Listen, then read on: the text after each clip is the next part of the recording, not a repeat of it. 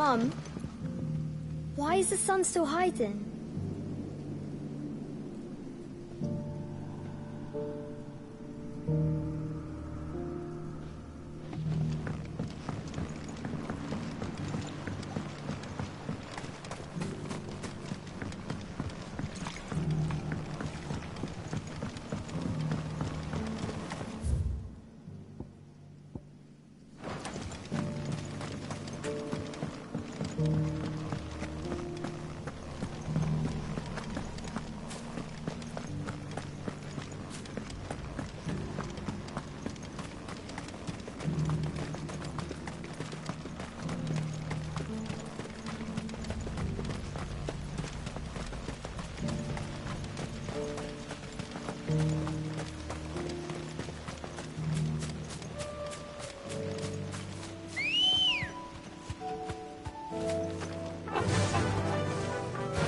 Fly, Ambrosia.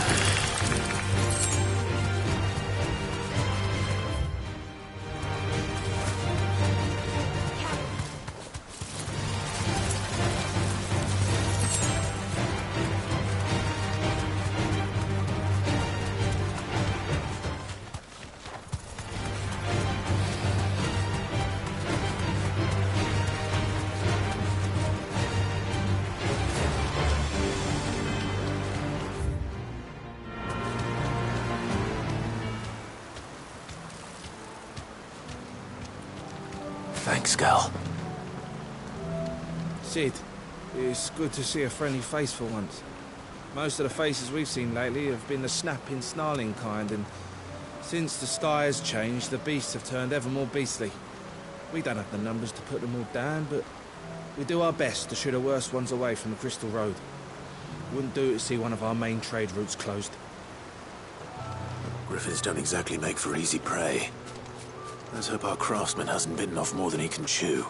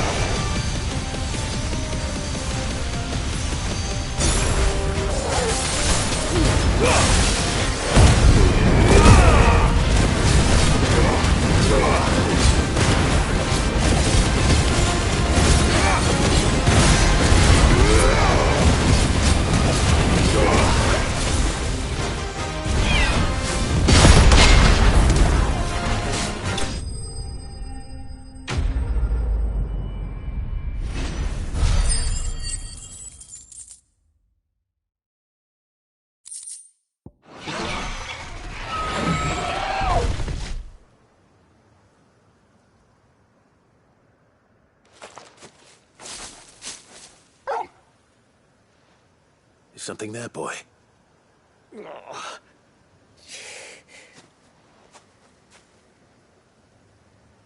Could that be our man?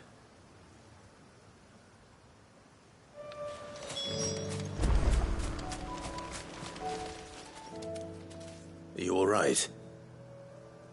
Dare say I'll survive. That griffin caught me before I could get an arrow off. Must have lost sight of me in the grass, though. I'd be dead if it hadn't. More likely than not. The name's Camille. I'm a lowly leather worker, if you couldn't tell by the smell of me. Not so lowly from what I hear. Do you remember selling to a merchant by the name of Karen? She's not an easy woman to forget. Bought a cuirass from me after I lost my buyer.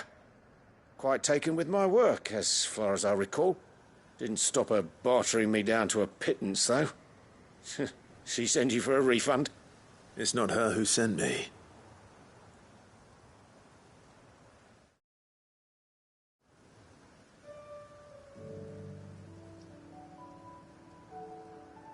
Well, consider me flattered. You should be. He's a master of his art, and not an easy man to impress. Blacksmiths are proud folk. It's a rare thing indeed for one to praise a glorified tanner. And I don't imagine an impressive swordsman like yourself would be getting your steel from any but the best. I'd dearly love to help a fellow craftsman, but... Well, actually, I suppose you could give him this. What is it? Treated leather. Same stuff I used to make that cuirass. If your man's as skilled as he sounds, he'll know what he's looking at. You sure? Well, you did save my life. And thanks to you, I'll be going home with all the griffin hide I can carry. I'd say it's the least I can do. Short of showing him how to make the thing myself, that is. But there are rules against it. Secrets of the trade and whatnot. In that case, I'll see that he gets it. I'd be much obliged if you would. Right. I've got some greaves to make. You send your blacksmith my regards. Will do. And thank you.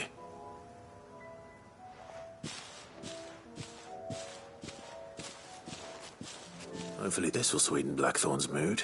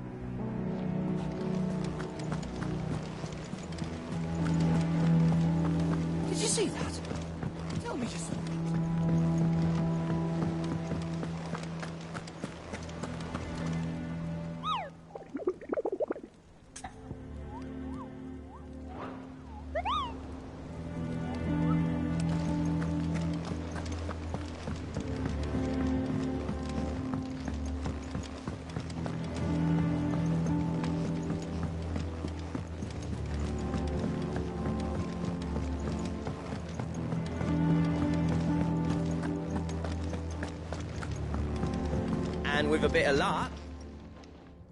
How'd it go, Clive? Did you find him, or does the hunt continue? I found him. And he asked me to give you this, along with his regards.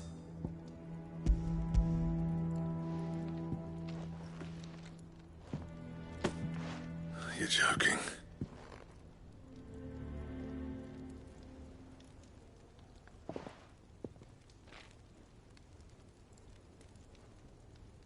He said he wouldn't teach you how to work it, but that if you were as skilled as you sounded, you'd have no trouble understanding how it was done. So that's his secret. Crafty bastard. He's layered and cross-grained it. Good few times, too. No wonder it's tough. And that's no ordinary oil he's used to get that finish. Oh, this is fine work. Even finer than I thought. Yeah? I'll take your word for it. Just looks like leather to me. Still, I'm glad you're happy. Here, Clive. You didn't happen to catch the fella's name, did you? Camille, I believe. I thought as much. There ain't many leather workers in the realm daft enough to do their own hunting, see? And his name kept cropping up when I was asking around. Turns out he's from Tabor. And again, most leather workers are. But our friend Camille guards a long-held family secret, the details of which are the subject of some debate in the leather-working community. Then we better keep this close to our chests. Listen, sorry for putting the both of you to all that trouble. Should have kept my moaning to myself. Still, I'm glad you found him. This has cheered me right up. That was the idea. Clive's idea, anyway. He did most of the work. It's good to have you back, Blackthorn. Just don't expect me to go turning out work like this. There's a reason he does his own hunting. He knows exactly what hides to look for. And that's how he gets them to layer up so nicely. And don't get me started on how much oiling this leather would need. But I reckon I can make something about as good. Something a curse breaker will have no trouble caring for. Anyway, enough narrowing. I've got work to be getting on with.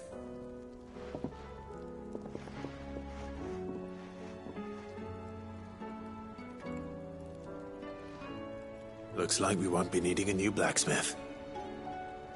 As if there was a better one out there. It wouldn't have been the same anyway. No one spins a yarn like old Blackthorn in his cups. Right, now that's sorted, I've got duties to attend to. Thanks, Clive. You've given me my mate back.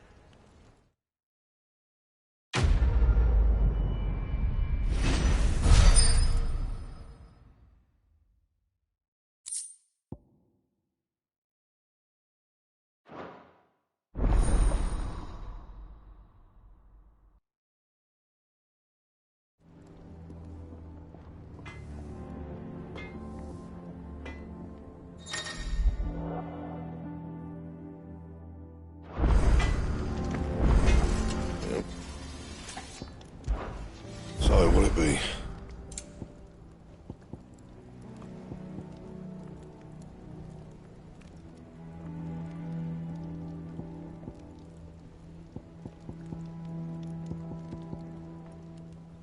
And?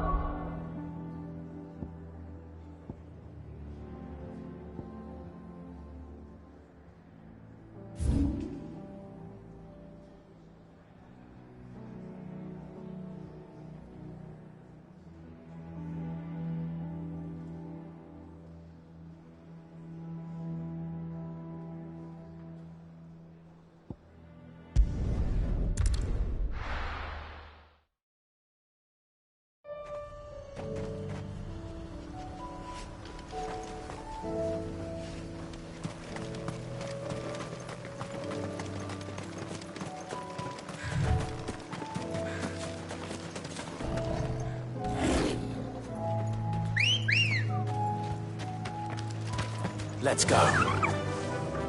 Faster!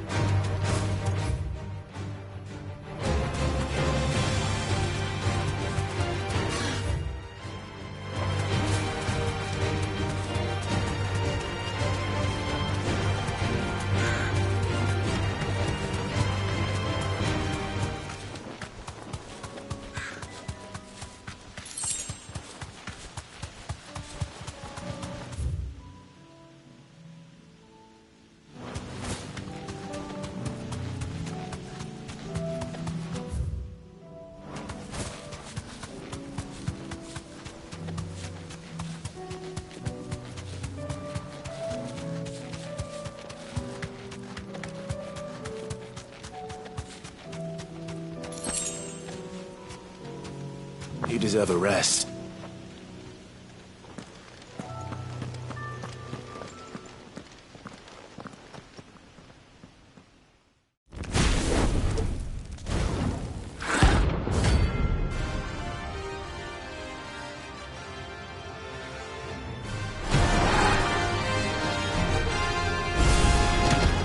What we have here. Greetings, Your Majesty.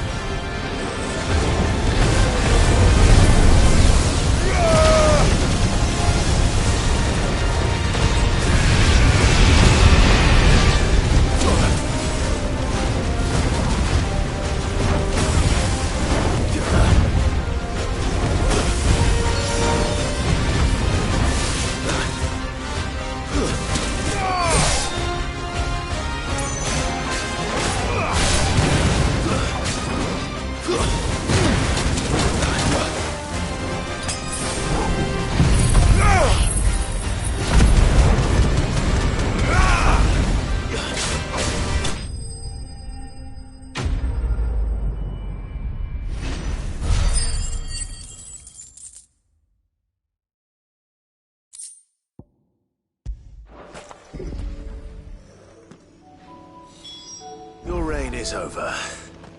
Now to collect the ash. I should... This looks like the stuff. Let's see if there's any more.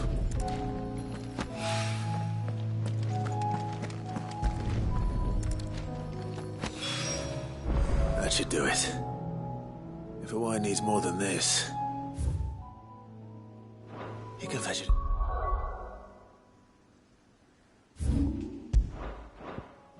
Self.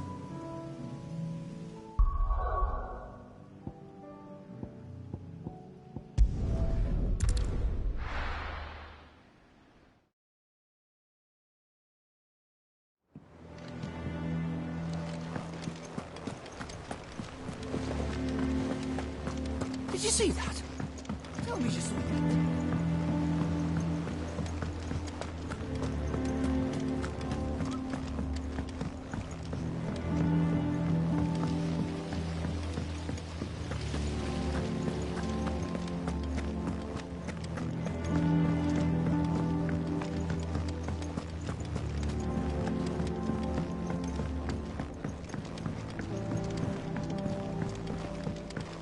All this fuss over a few duck. All right there, Sid? How's that hunt for the bomb ash going? I have it here.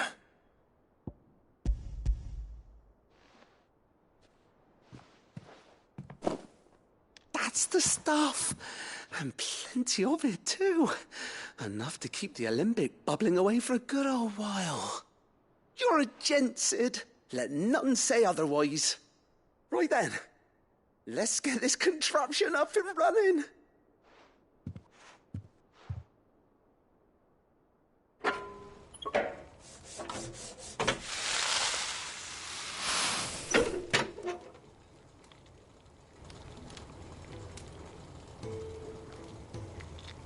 There we have it. The Telemon Alembic. And it works just like the chief said it would. Very impressive. Says the man who cut down a burning boulder. Speaking of which, I still haven't returned the favor. There's no need. The good it will do for the hideaway is reward enough. Don't be silly. Why don't you let me take a look at that bag of yours? The one you keep your potions in. Reckon I could work some magic on that, huh? What kind of magic? Well, we happen to have isolated a substance in our test run of the Alembic that I reckon will make even the toughest leather supple as anything. Thought we might use it to breathe new life into old boots and the like. Save the hideaway a few gil. Ah, I reckon if we slap a bit on your bag, it'll loosen it up enough for you to squeeze in a bottle or two more. Well, it can't hurt to try, I suppose. That's the spirit. Leave it with me. I'll only be a mo.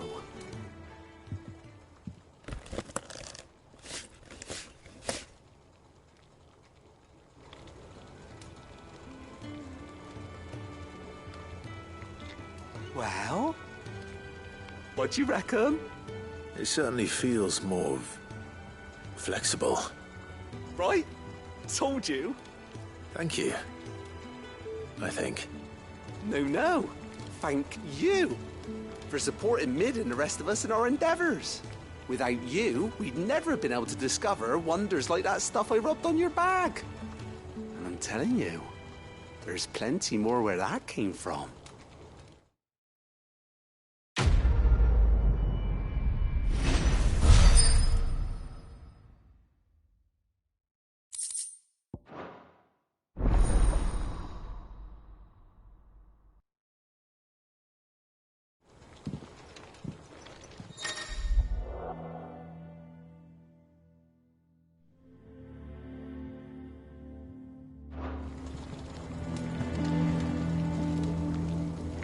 This fuss over a few dark clouds.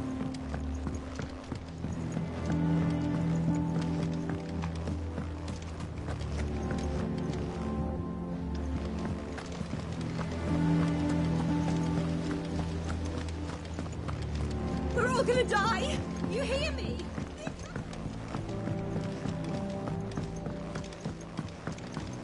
I heard the Emperor was impaled on his own.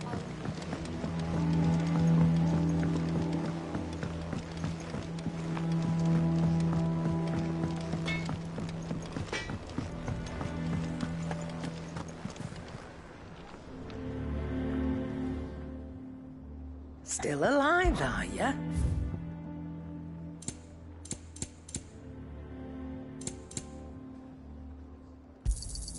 You'll not find a better price than that. You're rubbing me blind, you know. Come again. Or don't. I'm not much bothered either way.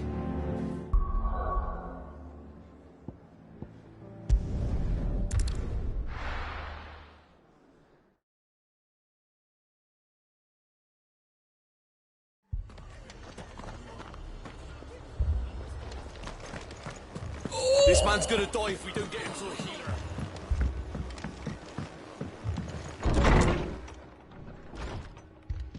Martha. It's good to see you. And you, Clive. Jill?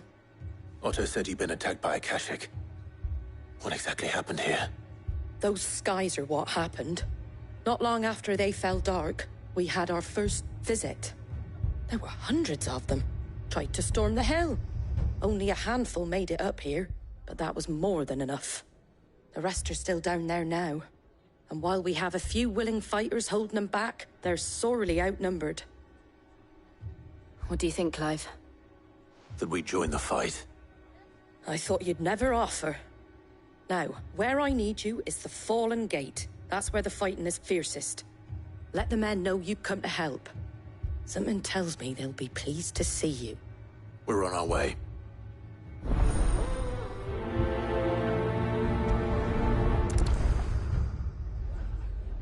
Do you think there are as many as Martha says? More.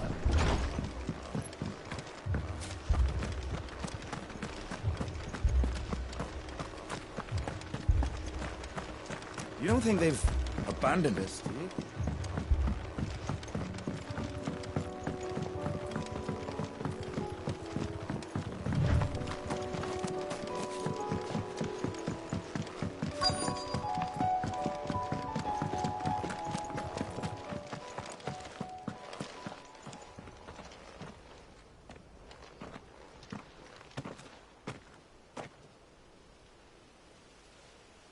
Clive, wounded.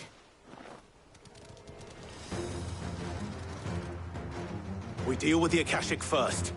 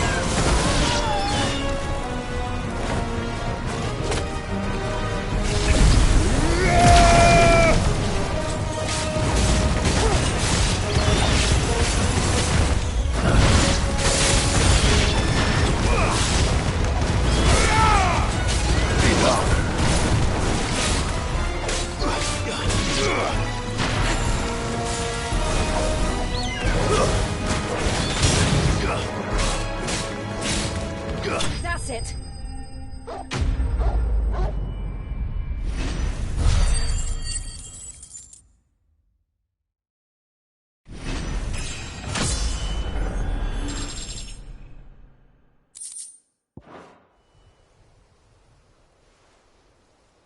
These men don't have the look of hired swords.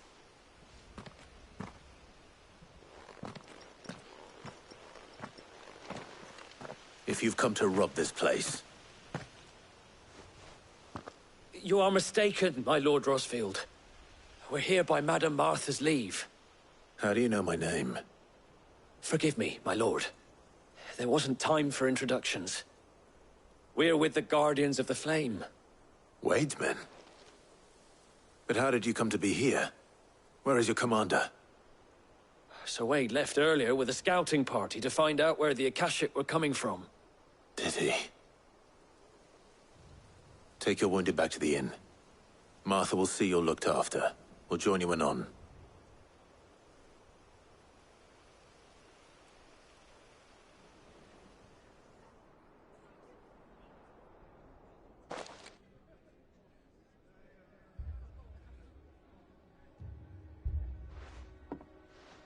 And to think you took them for thieves. A fine reward for holding off the horde, that is. When did Wade and his men arrive? Not long after Rosalith fell. The Guardians asked me to shelter some of them that had lost their homes. They were making ready to leave just as the skies turned, and we agreed it was best we stuck together. Martha! Trouble! The scouting party's almost at the lift, but they got a pack of Akashic snapping at their heels! And they got wounded with them! They're not gonna make it! Damn it all. We'll worry about them, Martha. You look after everyone here. If any can still fight, send them to the lift. I will. You two be safe now.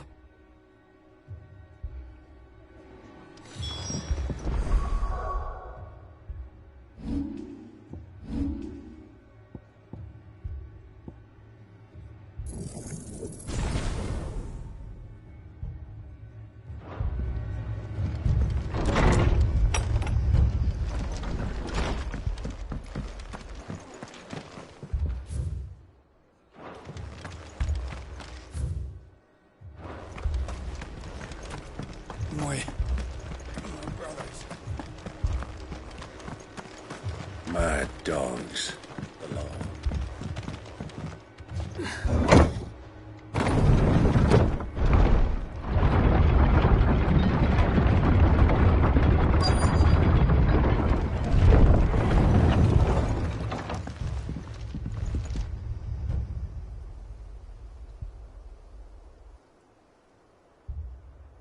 Squire, I need you to get those who can still walk up the lift to Martha's. But what about... I didn't ask, Oscar. Sir. Sir Wade. Lord Rosfield. If you aren't a sight for sore eyes. Martha seemed to think you might need some help. And by the looks of it... We thought we could sneak by them. But we didn't know there would be so many. How could we have? Behind you!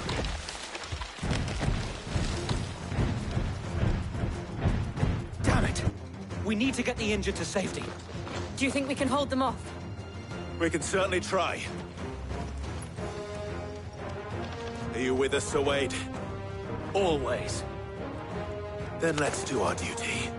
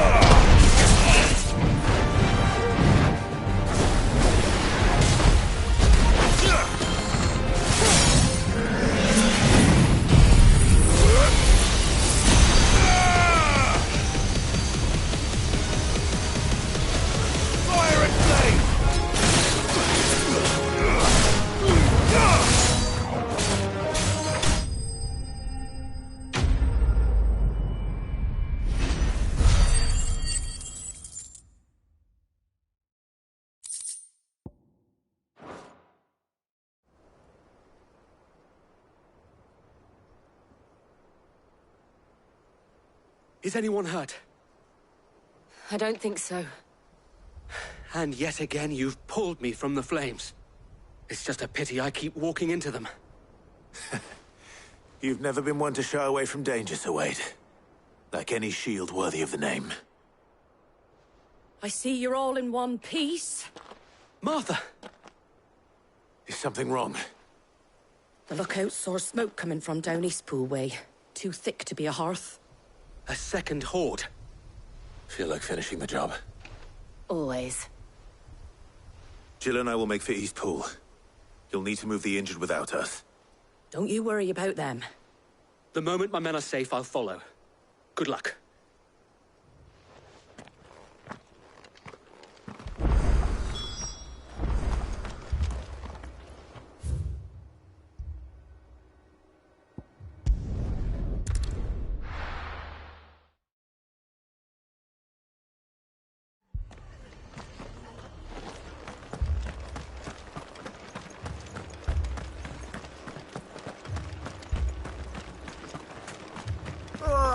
Just patch me up.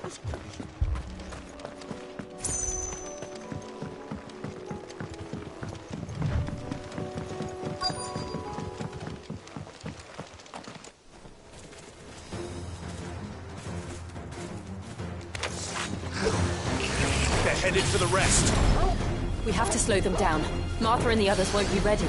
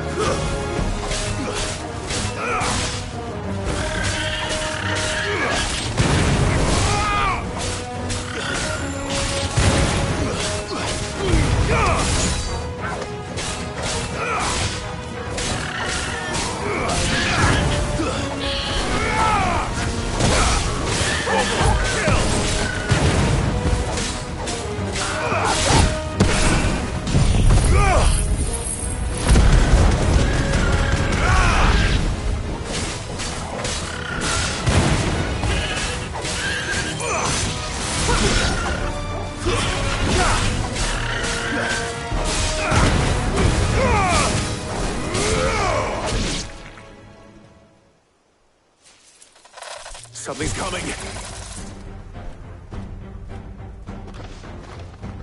Apologies, my lord. Did I miss anything?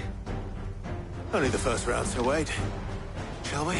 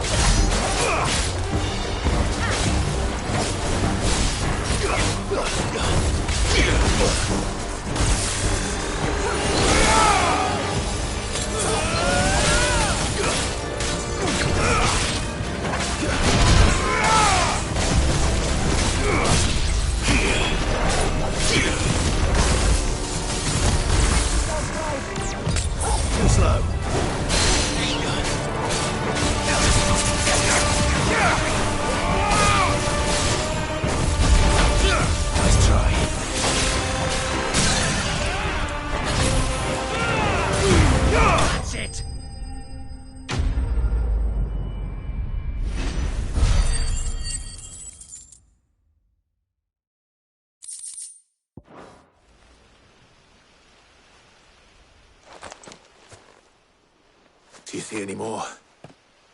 No. I think that was the last of them. But it won't be long before the next lot arrive. Then we make for Martha's while we can.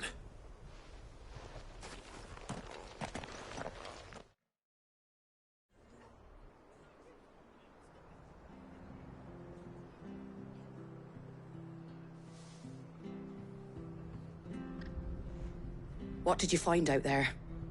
The same as Sir Wade. Scores of Akashic. Well, wherever they came from, they're gone now. Our lookouts say the lowlands are clear. Hopefully we'll have enough time to lick our wounds. How many of your men were injured? A damn sight less than if you hadn't turned up. Thank you. It was a hard-fought victory. But as long as the skies remain dark, I fear the Akashic's numbers are only going to rise. It's not a matter of if the Horde will be back, but when. And whether that's sooner or later, we'll need to be ready. The inn here affords a good view of the land, and is easily defendable. I'd like to make this one of our outposts. What do you say, Martha? You'd have more men to guard the rest. Well, when you put it like that, of course they can stay.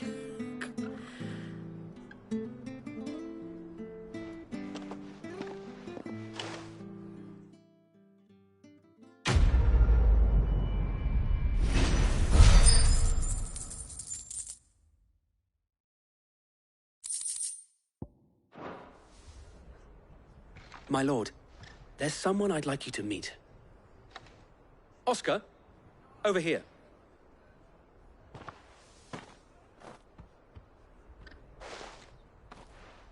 It is an honor to make your acquaintance, Lord Rossfield. I am Oscar. Oscar of House Murdoch. Murdoch? I wasn't aware the Lord Commander had children. Oh, he didn't. But his brother, my father, did. I am Sir Rodney's nephew. Well, go on, then. It's not for me to ask him. Yes, Sir Wade.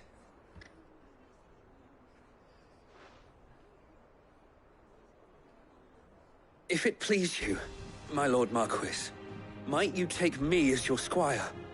I would learn the duties of a shield from the finest. I'm sorry to disappoint you, Oscar, but I'm a shield no longer. Nor was I ever the finest. And spending time in the company of an outlaw hardly seems a fitting education for one aspiring to take his oaths. My Aunt Hannah once told me that a man is not defined by his title, but what he does in its name. You have accomplished much since taking on the mantle of Cid, winning no little honor in so doing. And I would sooner serve under an honorable outlaw than an unworthy shield. Not that Sir Wade and the other Guardians are... I mean to say that, they're... It's all right. We know what you mean. There is only so much the boy can learn from me, my lord. But a squire... Would that really be so bad? You were a squire once. And I'm certain Sir Rodney would approve.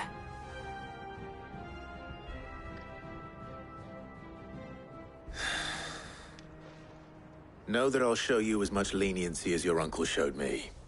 I would not have it any other way.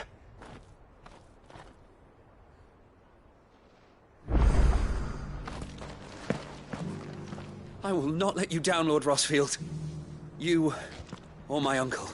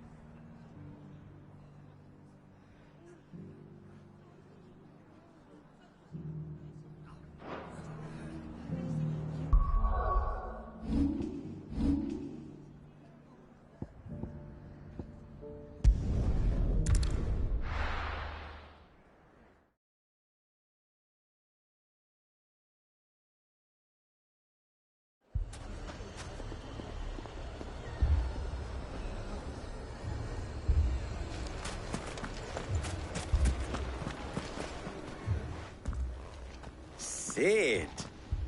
Your new companion appears much more formidable than your uncle. Should I be worried? You haven't been introduced.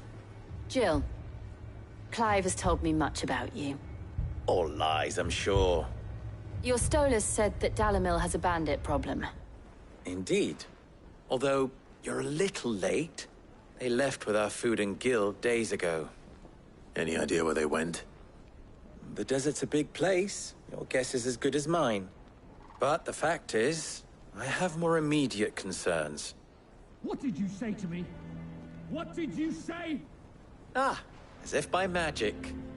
Let's just say we've yet to reach a consensus about how to solve Dalamil's little problem. And at this rate, it won't be the actions of the bandits which prove to be our undoing.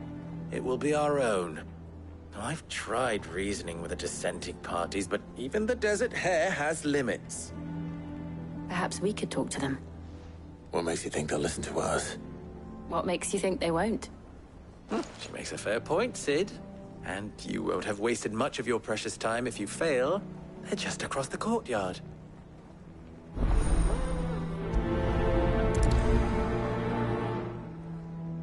Suppose we just follow the shouting.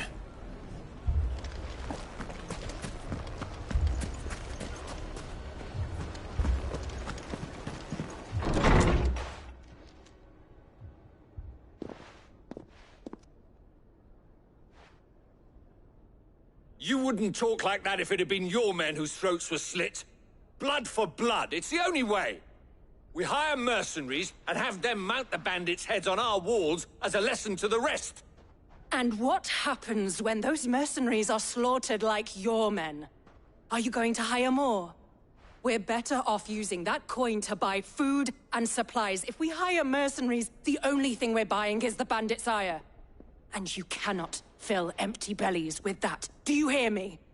But what happens when they come back? Maybe it'll be your throat that's slit. That's enough. Both of you. Any more of this and I'll throw you out myself. Come back when you're ready to talk like adults.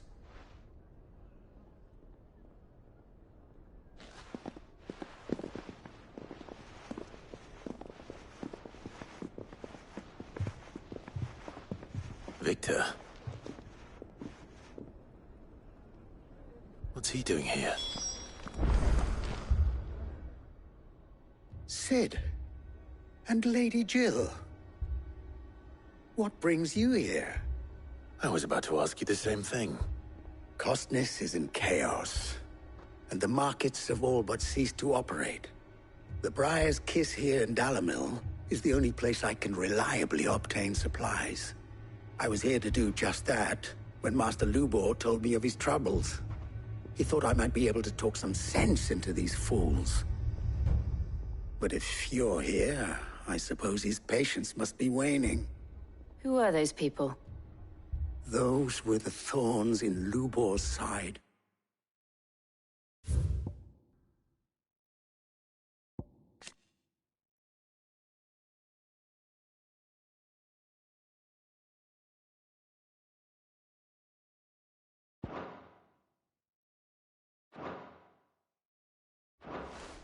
And the reason this place might be headed the same way as Costness.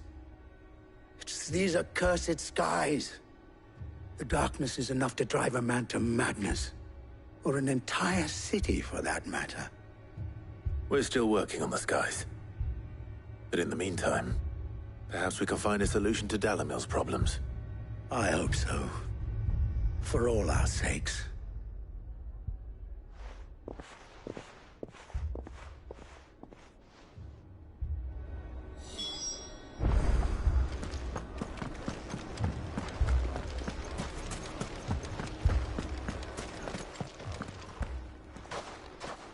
So, you see my predicament?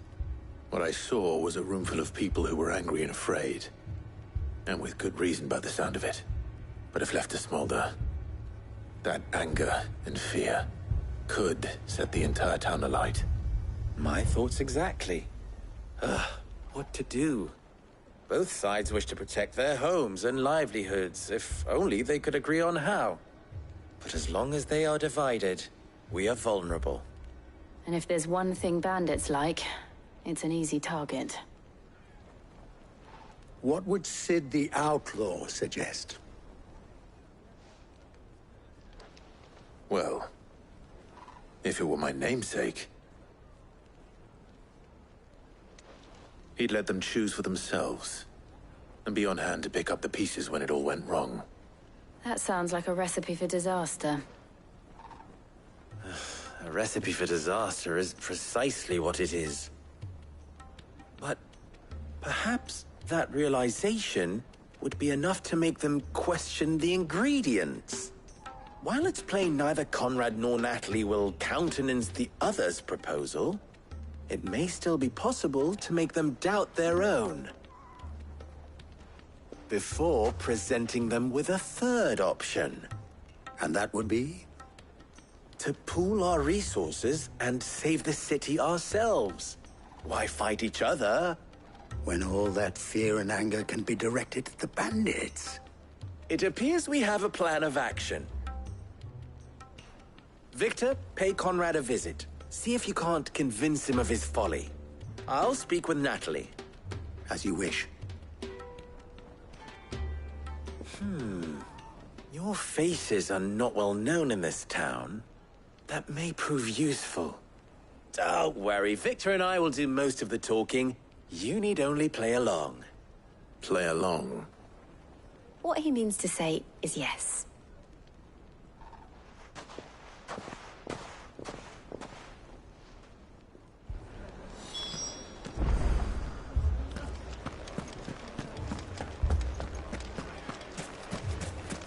Picture it, Conrad.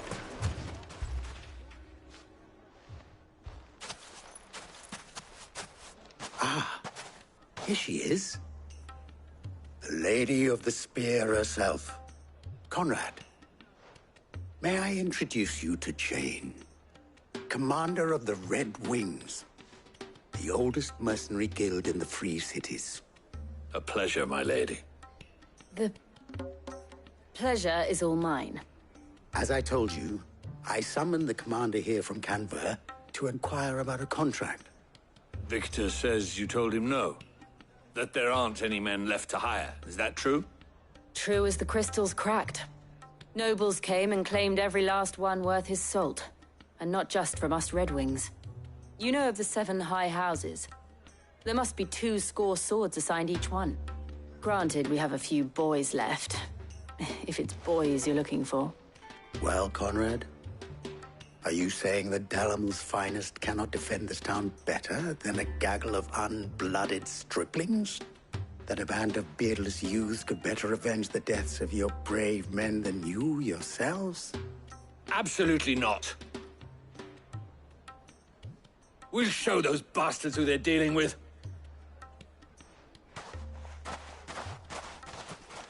I can't believe that actually worked. Conrad's not what you call the brightest candle in the crypt. And there's a reason why I had you do the talking and not Sid. Well played, my lady.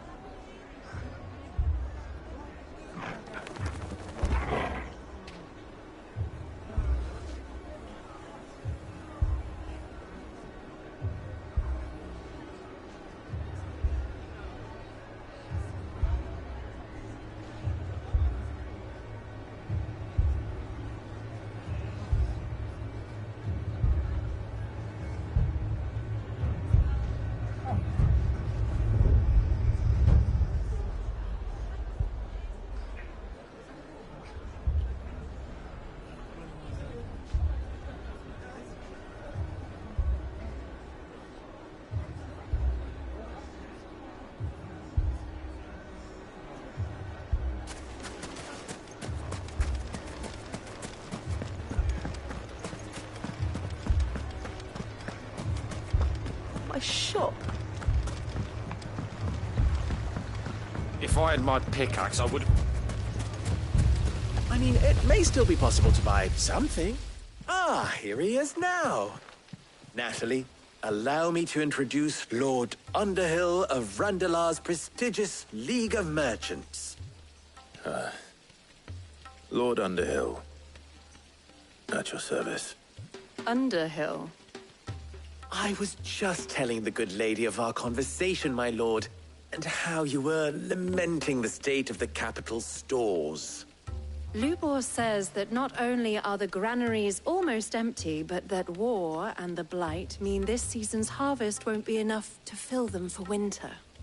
Indeed, certainly that is the case. The nobles in the capital are buying up the city's stocks of barley and wine, driving the prices higher than most commoners can afford. It is only a matter of time before the peasants revolt. It is worse than I thought. If what Lord Underhill says is true, I fear we have little hope of supplementing our stores, meager though they regrettably are.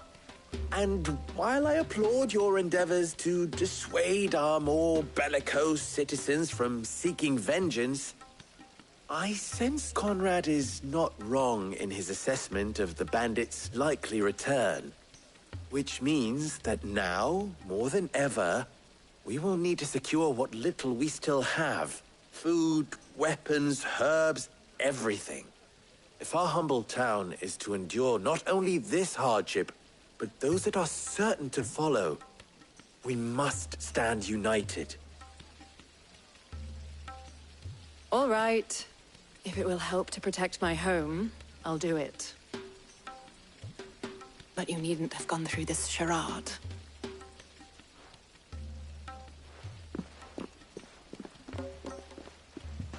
Thank you, Clive. Your performance was nothing if not workmanlike. She saw right through it. I didn't say it was good, merely that it produced the desired effect. Now, my scouts should be returning shortly. Meet me back at the Briar's Kiss, and we shall see what we face.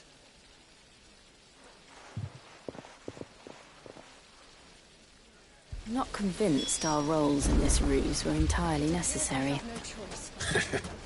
I don't know. Conrad seemed quite taken with you.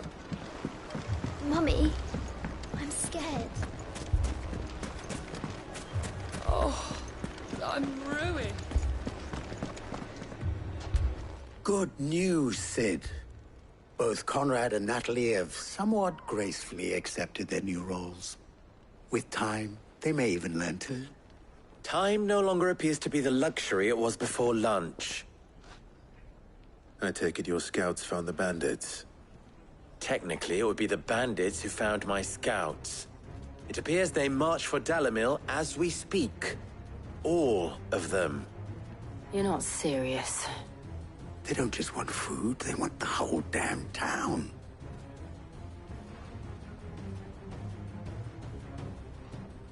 I have a favor to ask. I'm told the bandits march in two groups, one from the south and one from the desert, in a move doubtless intended to stretch our already gossamer-thin defenses. Very well. Jill and I will meet those from the desert. But what of the rest? The rest, my friend, the city shall fight. Together. The stakes, I concede, are high. But if this does not unite Dalamil, nothing will. That is a lot of faith to put into those who had their hands around each other's throats but a moment ago. Then it will be for us to see that their hands are kept occupied. And I do mean us. I thought you might say that. We'll hold them off for as long as we can. And we will do the same.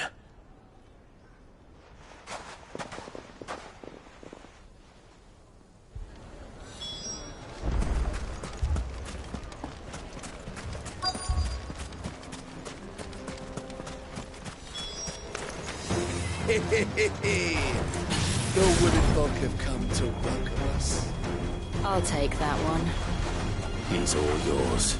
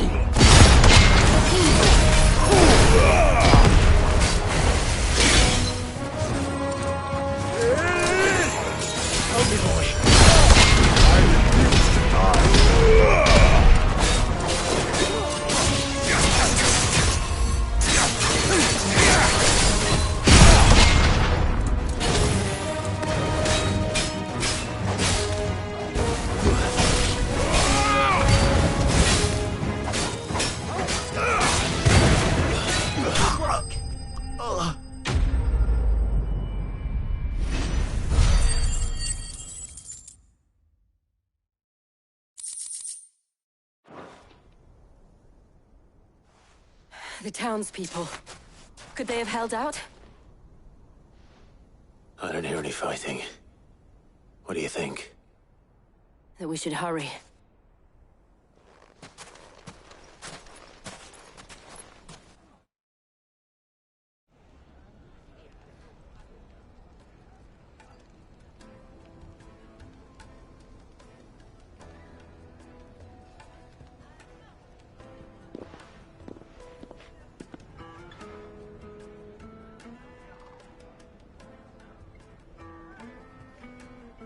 Natalie, I owe you an apology. You did well out there. The inn would have been lost had you not held the line. Without you, there would have been no line to hold. You saved us, Conrad. You saved Dalamil. We all saved Dalamil.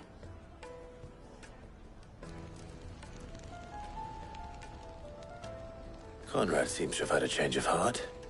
I'd say they both have. I take it from your presence that our visitors from the desert won't be joining us either. Pity. The plan worked, Sid. Granted, it only took an army of bloodthirsty bandits at our gate. Come now, Victor. Why quibble over the details? We are united, and that is all that matters. As for you, Sid, you fight considerably better than you act. I'll take that as a compliment.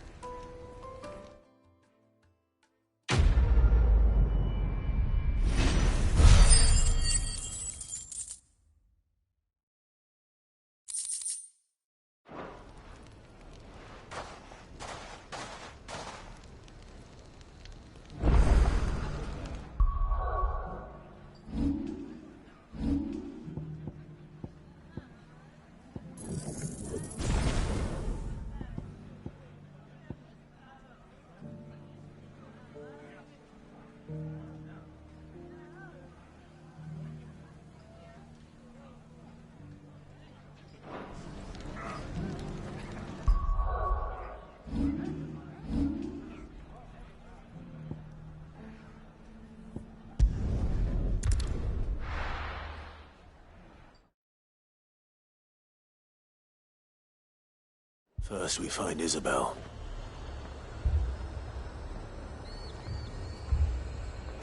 Heard a bloke saying he saw ghosts on the far side of... I saw it with my own eyes. The whole of Oregon.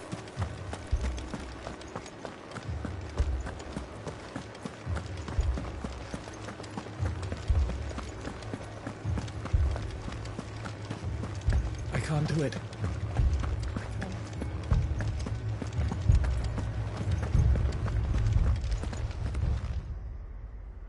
My lord. Milady. We received the dame's message. There have been sightings of strange creatures, I understand. With the blue eyes. Yes. Like a Kashik, but different. They've taken so many. I've lost count. Akashic, but different. Ultimus thralls. And what of your mistress? Is she here? Oh, no. She went to the garrison to ask what they were planning on doing about all this. Then we'll look for her there.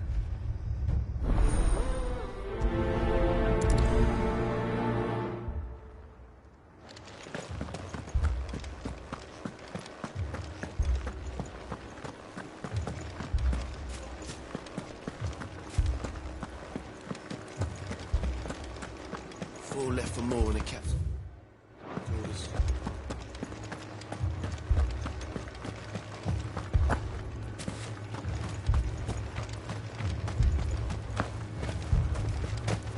Madame, please!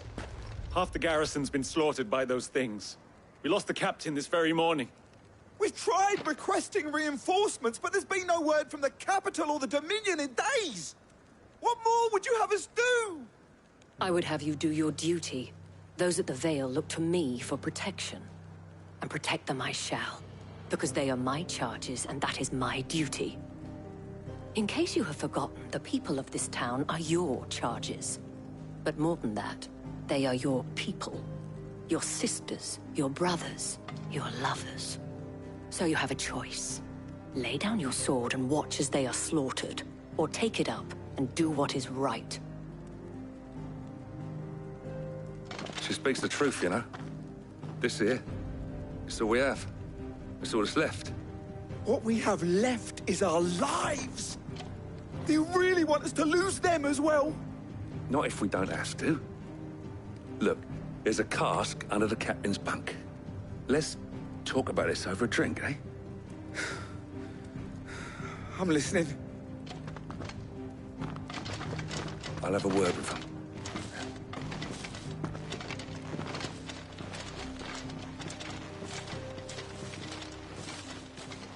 Ah, Clive. I didn't expect help to arrive so quickly. And sought to take matters into my own hands. It was a noble effort, but I thought you might still need some support. How like you to consider my needs. What we need to consider is where the creatures came from. The way the survivors speak of them, one would think they appeared out of thin air.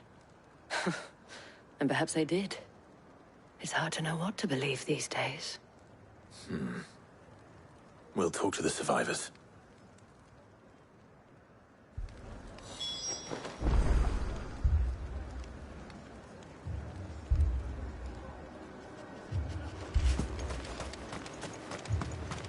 That thing, it took off the captain's head. Did you see the creatures that attacked you? Creatures? Yeah, They came out of nowhere. They went for Joseph first, then me, and then they were just gone. Do you remember where you were? On the road from Oriflamme. We just passed Moor when... Where's my Joseph? It's all right. Just rest now.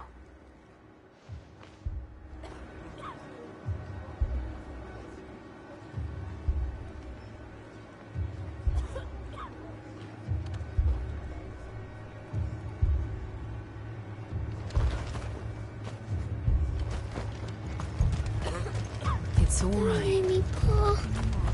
My family. You're a pikeman, yes? What happened? I've got family in Moor. I heard the flood was spreading, so I went to see if they were all right. And a pack of them glowing things found me in the meadow. I ran for my life. I never did get to the village. Leave that to us. At least we have an idea of where the thralls might be now. We should head for more.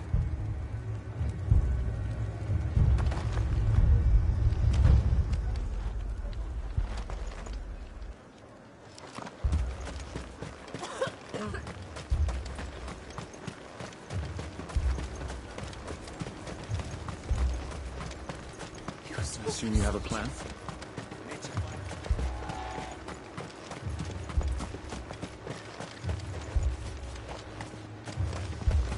It was all they could do to escape. They just left the bodies there in the flood.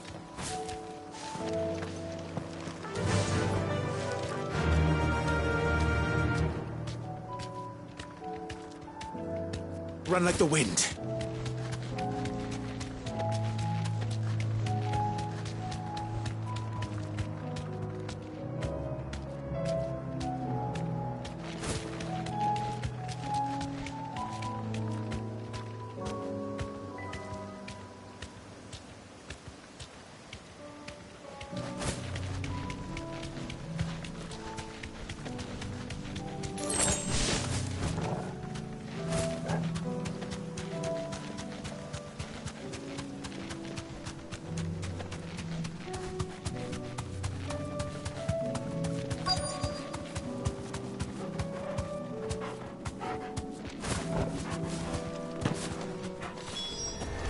Clive, look. I see them. With me!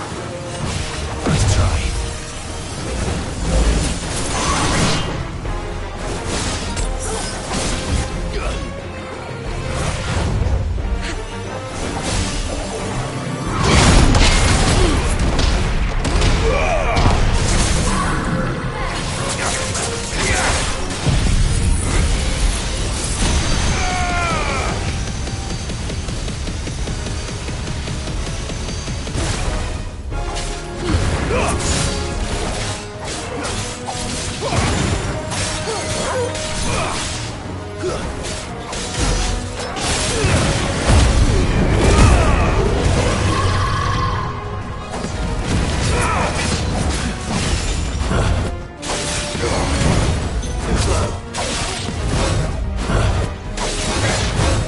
Too slow.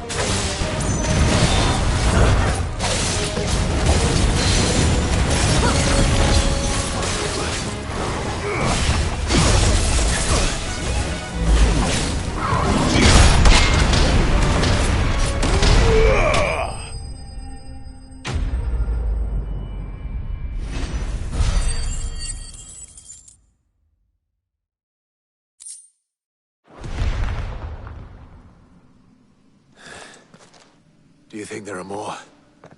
There are always more. But I'd say we've done what we can for the time being. Then we should let Isabel know.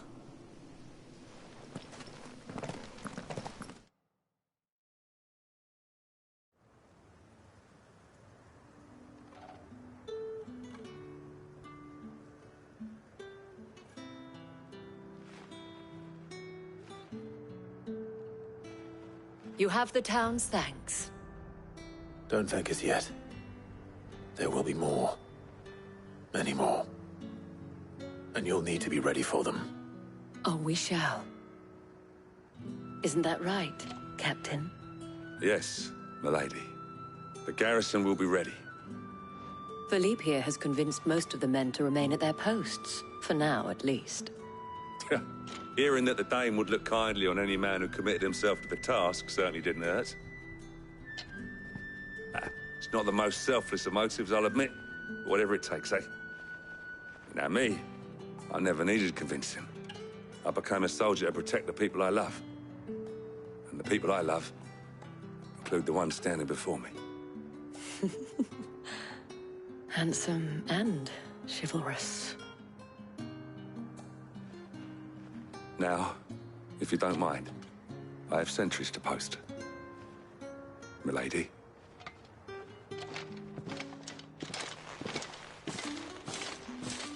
Lest you wonder, I'm not foolish enough to believe that this has solved all of my problems. But it has solved one, and that's one fewer than I had this morning. Thank you again, Clive.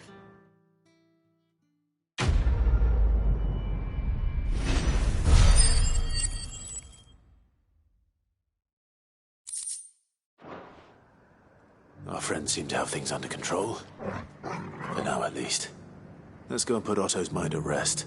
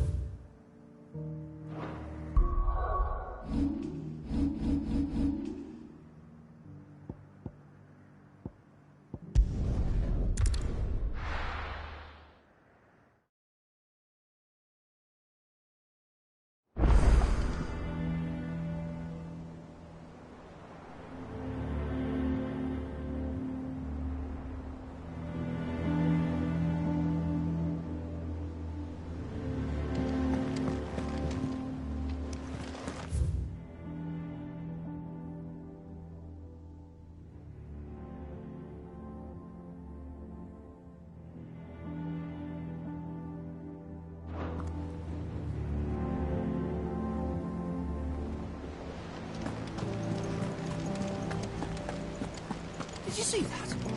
Tell me you saw that.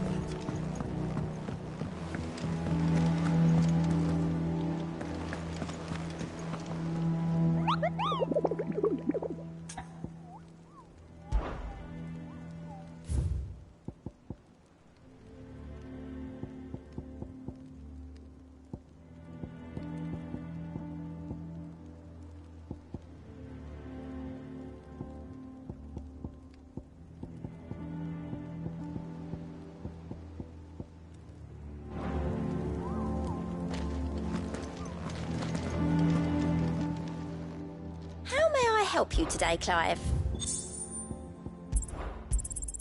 Here you are. All done? Fancy fancy a look at the list, do you? Quick look.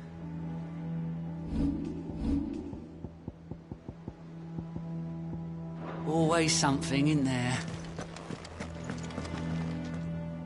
Was wondering when you turn up. Had owls from all our friends thanking you for your timely intervention. How is it you always manage to arrive at just the right moment? Luck, I suppose. Any word on the rest of the realm? Let's see. Storm's still crying out for mother crystals. The nations are still in chaos. And the skies are still the colour of a kick in the kidneys 2 days on. So... Right. Clive, we knew this was going to happen. Well, not the bleeding skies part, but you take my point. Now's not the time to second-guess yourself. Now's the time to visit the infirmary. Talia says your brother's awake. Thank you, Otto.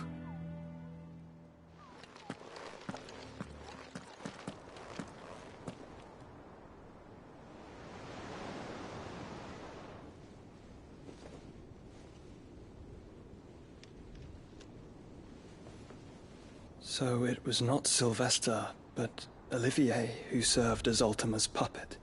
And when Dion learned of this, he sought to slay the fiend.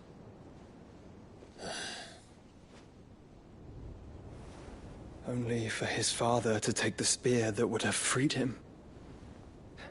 Enough to drive a man to madness. Small wonder he hasn't stirred. I would be afraid to wake. Had I but reached out to him sooner, warned him of the threat Ultima posed. But now, both an empire and her prince lie broken. Joshua, what do you know of Ultima?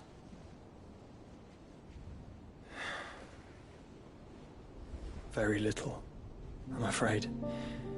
Despite my best efforts. 18 years ago, as I lay buried beneath the rubble of Phoenix Gate, 'twas not death who came for me, but another. And it was while in my rescuer's care I first heard of Ultima. I've been chasing his shadow ever since. Ultima is driven by some deep, dark purpose, and for whatever reason, it would seem you are crucial to his designs. He will stop at nothing to have you, even if that means toppling an empire. But why me? What possible use could I be to such a creature? That is one of many answers that have eluded me. Yet, I am certain of this. It is not mere chance. You were chosen for a reason. All dominants carry within them the might of an icon. Nigh limitless power that is at once acutely limited. I wield fire, and only fire. And I only ice. 8 wardens for 8 elements. But you, Clive. You are different. You're special. Your abilities begin with the flames of Ifrit. But they do not end there.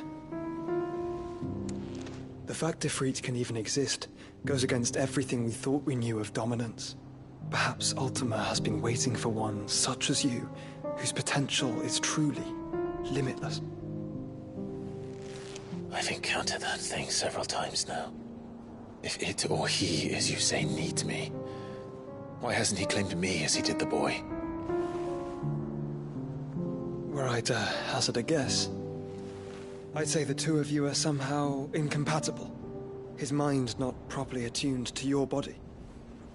His mind? Mind, awareness, spirit, call it what you wish. But I believe Ultima to be an embodiment of the concept. It is why I struggle and fail to contain him here inside me. I'm sorry. Inside you? With every setting sun, I feel my strength wane. And though the Phoenix's flames mend the prison I have made for Ultima, they do so at a cost. We must find a means to bring an end to him. before I meet my own. What were you thinking? It was that or let him take Clive. And I've always had a soft spot for my brother. But that doesn't mean you should sacrifice yourself to save me.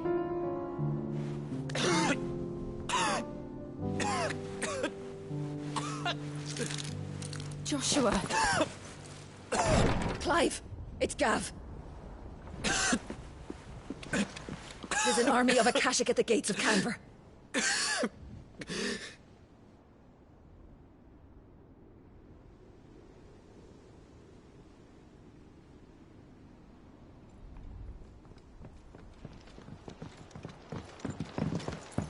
Well, what's the short of it? It's all Tyre told you. The capital of the Free Cities is under siege by an army of monstrosities. The city guard are doing their best to stem the tide, but numbers ain't on their side. What of Lord Byron and Mid? Were they able to escape? No, but they're all right for now. They're hiding with Gav at midship. We have to get them out of there. And we shall. Otto, prepare a Stolas. Tell Gav to stay exactly where he is. Understood. Vivian, what's the swiftest route to the Free Cities? That sounds like a question for the map. Look here. This road, through Tabor, should provide the least trouble. Good. What a coincidence. Tabor is exactly where I'm bound. Joshua, Bed is where you should be bound. You don't think I told him the exact same thing? Were Tyre not such a talented healer, I would surely have been inclined to agree. But, thanks to her ministrations, I feel I may safely rejoin my attendant, who was to wait for me in Tabor if we became separated. All right, we travel together. Clive. If he stays close to me, he'll be fine. Thank you, brother. I'll look after him.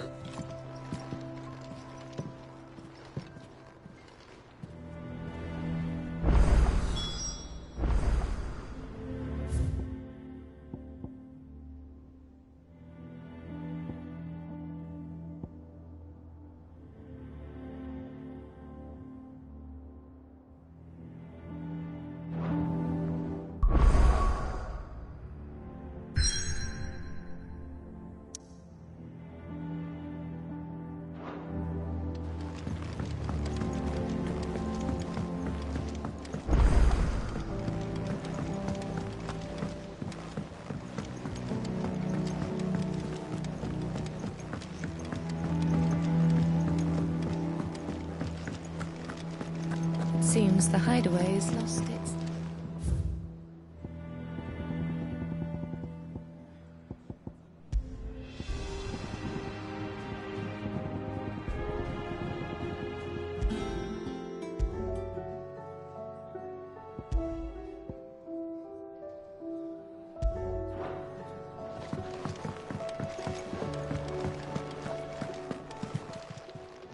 Clive. If you're gonna buy something, be quick about it.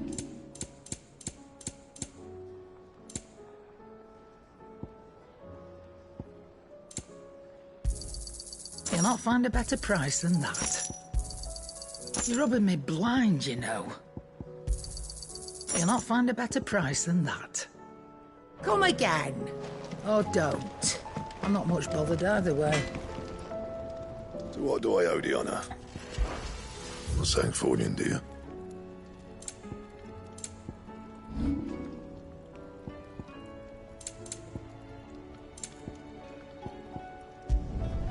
Yeah, that should do you. My best work, but it'll do.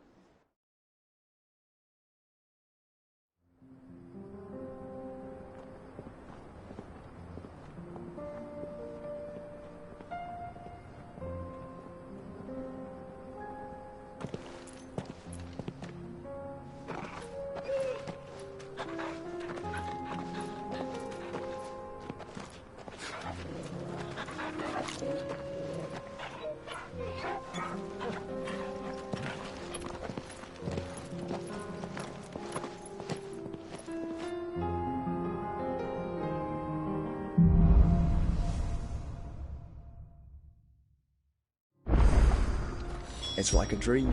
The four of us out walking like we used to. Enjoying this, are you? Gav and the others could be in danger as we speak. You're right. I'm sorry. Yote is a fine scout.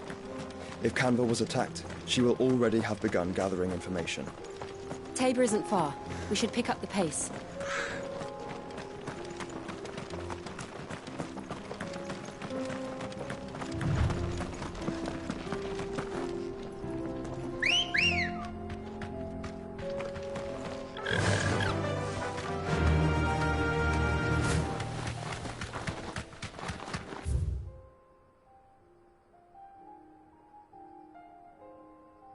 We can use the ruins to cross the ravine. Assuming they will allow it. The Echoes have a will of their own.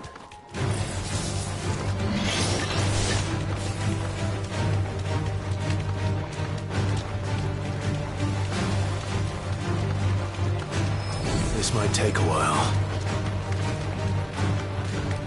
Tell us about Yote, Joshua. She's strong-willed, loyal, and deadly with a blade. Much like Clive, but with better manners.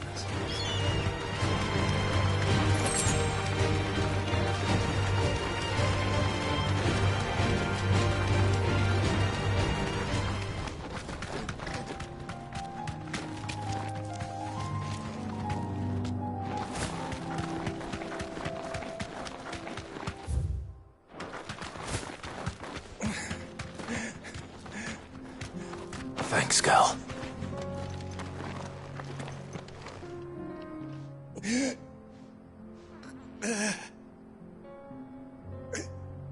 You're injured. What happened here? Where are your comrades? The ether flood up ahead. It swallowed our camp while we slept. My own men did this. Turned every last one of them. There's a village not far from here. Tabor. The people were kind to us. It's only a matter of time before they won't stand a chance. We can't let those monsters reach the...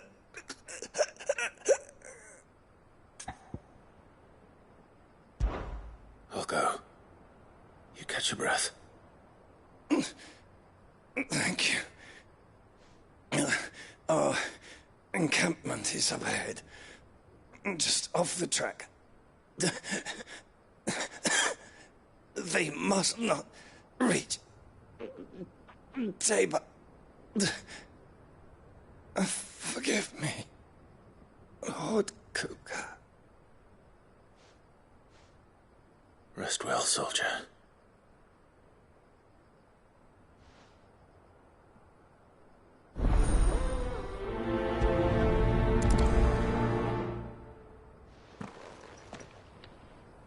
You said the encampment was close.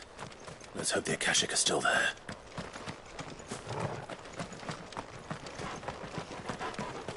Another ether flood. They're everywhere now. We can't go around it. Then we'll just have to be careful. Good. Got here in time.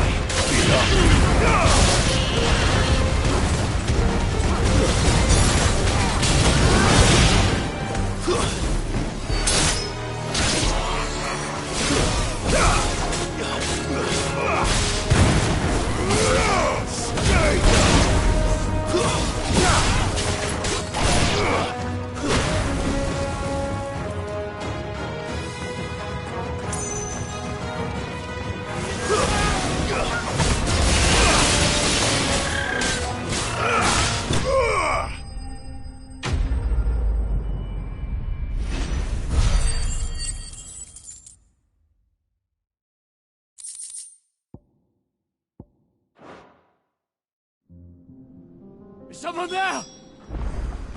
Please, I can't move my leg! That doesn't sound like an Akashic.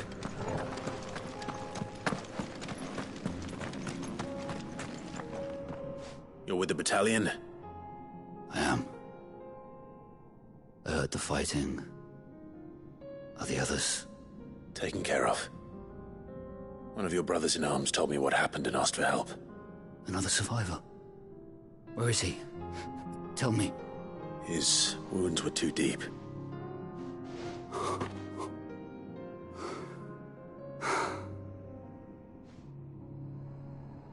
He was right to send you. Those things you slew are no longer my brothers. Tabor is safe thanks to you. Here, you've earned it.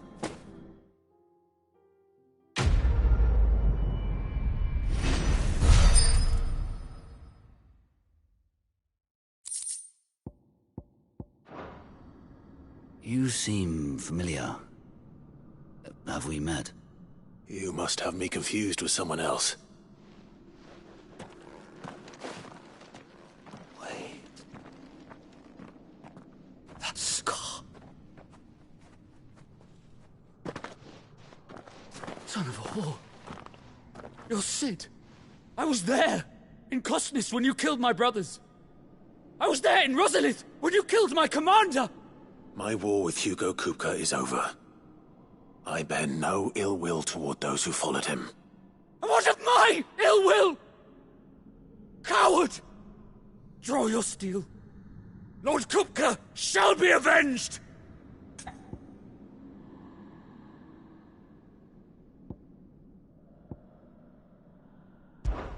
When your wounds have healed and your head has cooled, come and find me if you must. Though I hazard your life would be better spent in service of those who need it. Or have you forgotten your oath to the Republic? My oath? What would you know of oaths? I know how hard they are to keep. Which is why I'm giving you the chance to keep yours. No. I won't be deceived. Lord Kupka told us of your crimes. You are an outlaw. A murderer, not some man. Like you or anyone else.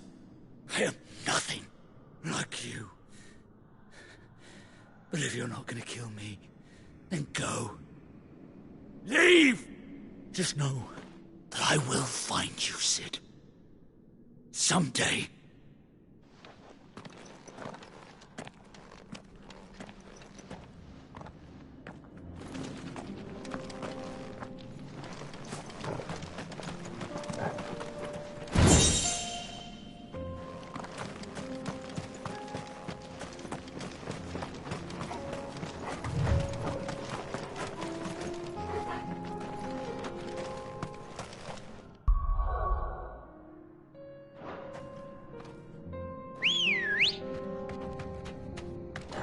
Let's go.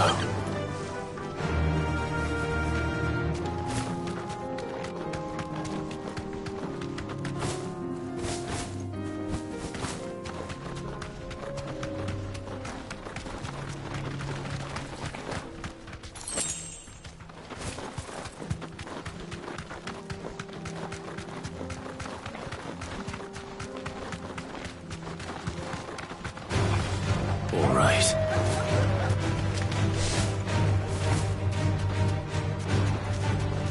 We're nearly there. Have you been to Tabor before? There are a few places I haven't. No need to ride from here. Welcome, travelers. We don't get many visitors here in Tabor. Where now, Joshua? There is a residence just inside the city gates. She awaits us within.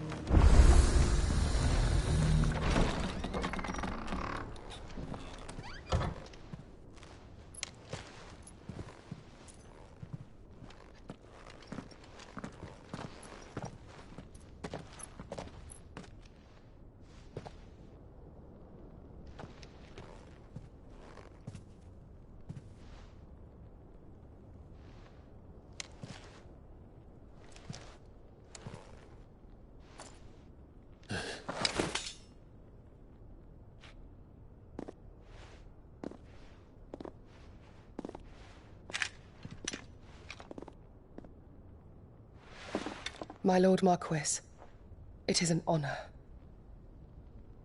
I am Yote, Knight of the Undying, charged with the protection of His Grace Joshua Rosfield, Keeper of the Flame of the Phoenix. Of course. It all makes sense now.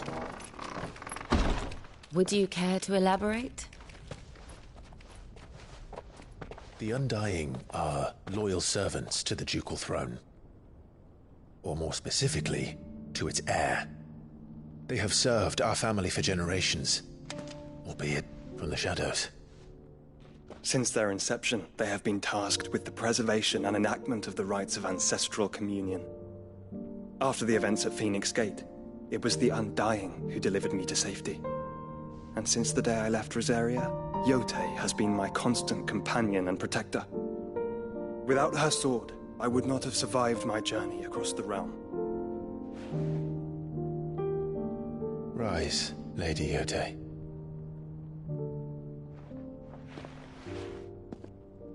You saved my brother.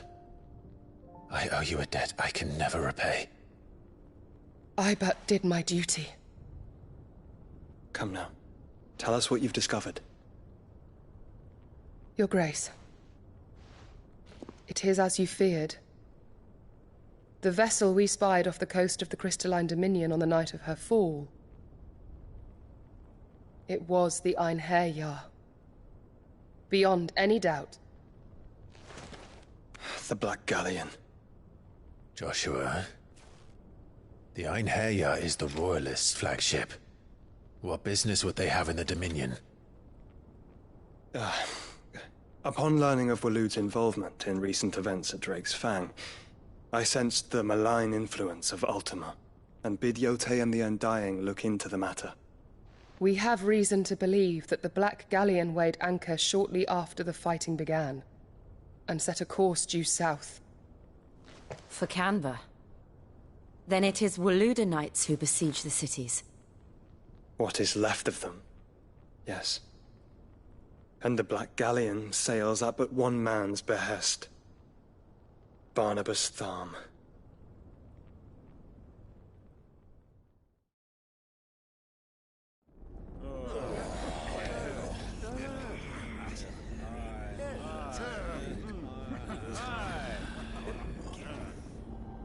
But are we truly safe here in the Agora? The city guard have been paid, if that's what you're implying. All the more reason for them to run. Well, you are free to leave, Lord Minister. Markets abandoned, warehouses aflame, blackened hulls choking every port in the capital. Canva is ruined. The realm teeters on the brink of chaos, and all you can think about is commerce! Forgive us. We were not aware Dhalmekia now subsisted on charity. How dare you?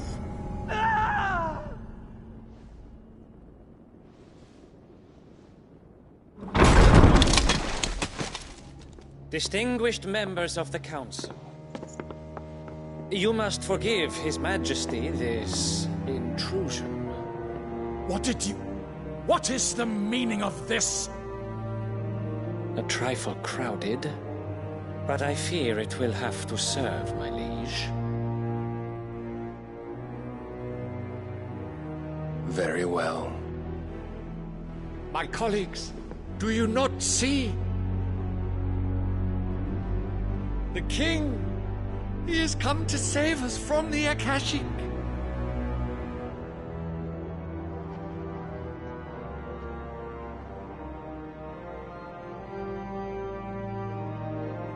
He is a gift from the heavens, divine intervention, our very salvation. And of course, if it is compensation he requires, we would be most willing to negotiate a fair price for services rendered. Fools. Your ignorance unbecomes you. Your Majesty, correct me if I'm wrong, but I would swear that the fiends washing the cobbles of Canva with the blood of her citizens wear the colors of Waloed. Ha! So you do not deny it. Guards, fetter them, and see our guests to the dungeons!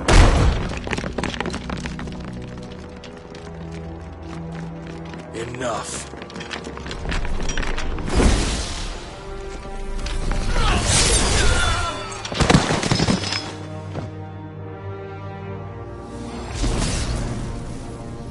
Pathetic creatures.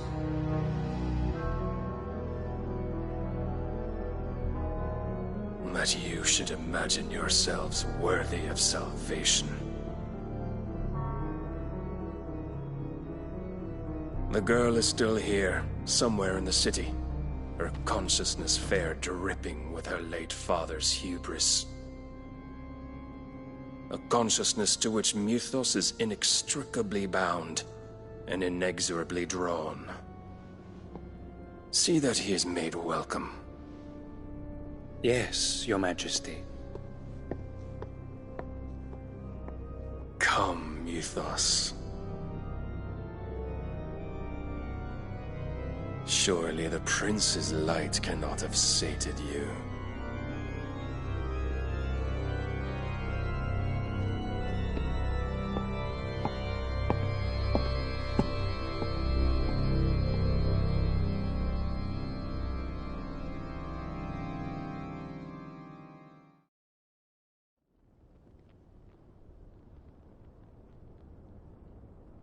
So then, how long has Waloed been under Ultima's control? How long indeed?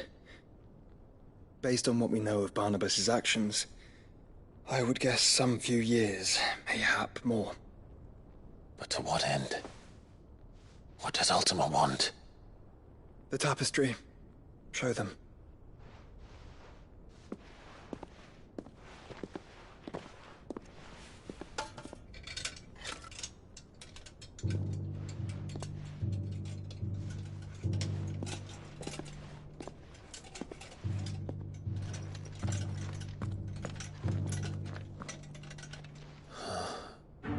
By the flames.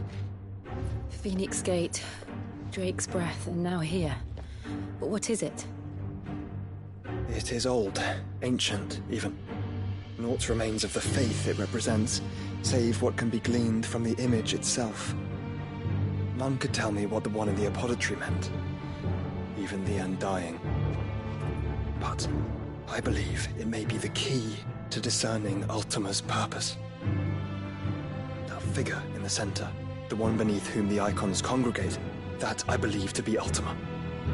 He is a god, or at least godlike, his very existence beyond our ken. The icons, and by extension their dominants, are meant to be his subjects, and while some, like Barnabas, have accepted this role, others have rejected it, like you, Clive, which is rather inconvenient, as it appears he needs you most of all. And gods don't like to be disobeyed. No, I don't suppose they do. Clive, may I tell Yote of the lake? By all means. Yote, I will be accompanying my brother to the Free Cities. Whilst we are afield, I would have you watch over those Clive has made his wards. Umielos delan tuisag ilith. Though well concealed, the hideaway lacks trained fighters to defend its occupants should they be discovered. But it is my duty to... As it has ever been my brother's duty, remember. If that is your wish, Your Grace. But please be safe. If aught were to befall you, You have my word.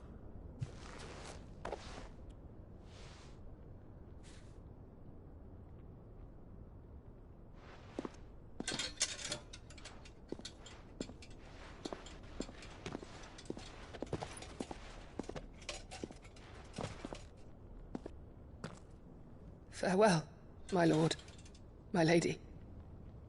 We are in your debt, Yote.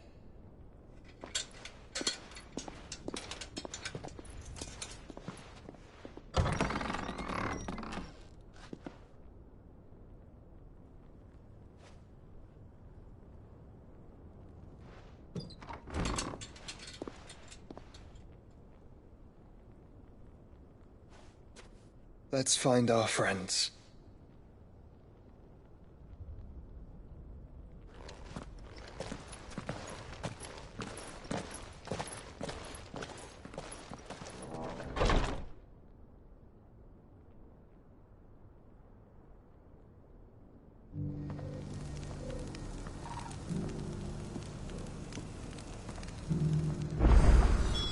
It's plain she cares for you very deeply. And I her, which is why I had to let...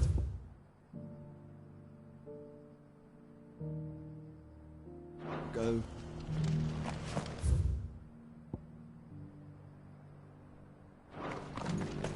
Opportunity beckons. Who among you is bold enough to heed her call?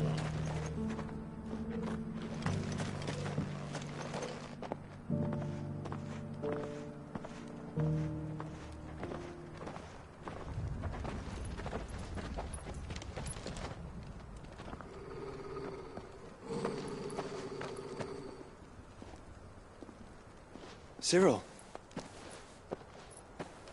How fares the search? Well, Your Grace, my report shall be with you ere long. Ah, yes. Yotei is otherwise engaged, at my behest. And the duty of wardenship? Fulfilled. For as you see, I've been reunited with my first shield. I am Cyril, Knight of the Undying and bearer of the Burning Quill, charged with chronicling the mortal deeds of His Grace, Joshua Rosfield, keeper of the Flame of the Phoenix and rightful Archduke of Rosaria. I entrusted Cyril here with overseeing the investigation into Ultima's origins. Findings from his brothers and sisters afield are delivered here to be collated and catalogued. Just how many Undying are there? Not nearly enough, milady. Yet we are glad to give our all in service to the Phoenix. Such is, and has ever been, our creed. I see. You have your associates, I have mine. But you may now think of them as ours. That won't be a problem, will it? The Phoenix is our sun, and we but the shadows that quicken in his radiance. It is from the darkness that we serve, both him and now you.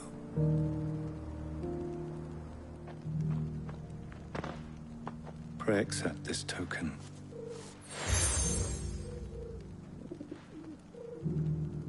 For as long as you bear it, members of our order will reveal themselves unto you. If there is nothing further. No. You are dismissed. Your Grace.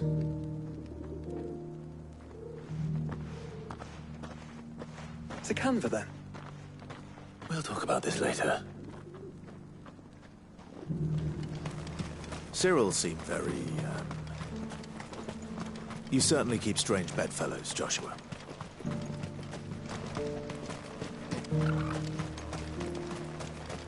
The free cities under siege.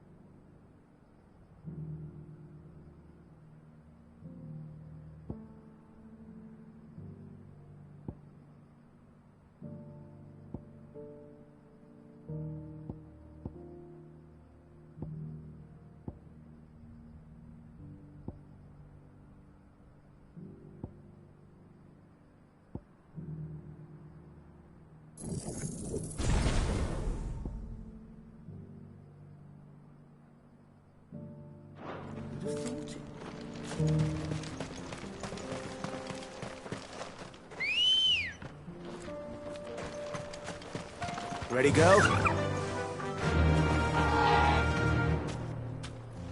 Run like the wind.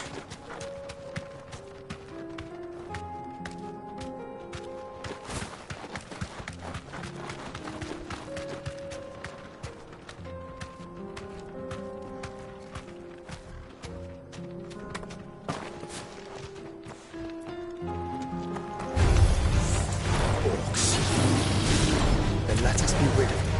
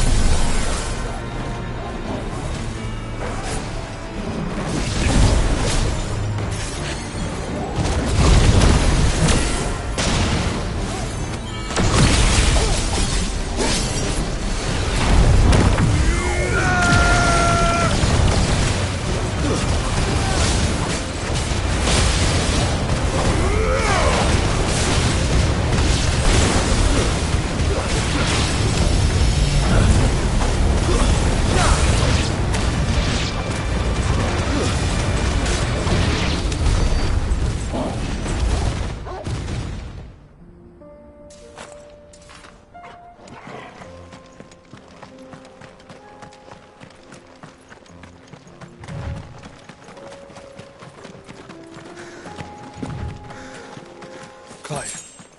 Smoke. Is the city fallen?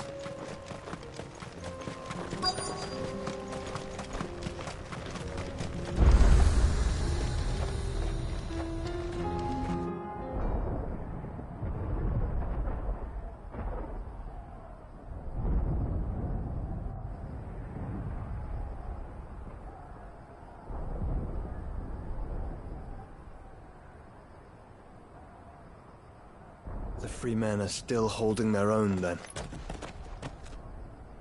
Do we have any idea where Gav and the others might be?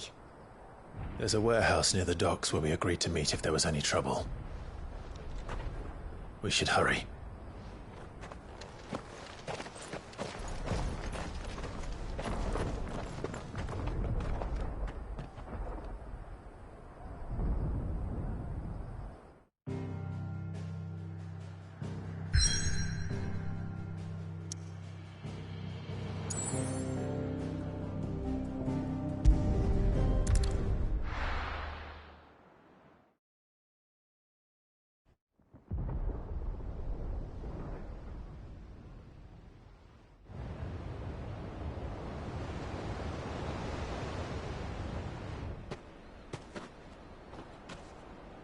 Sounds like thunder.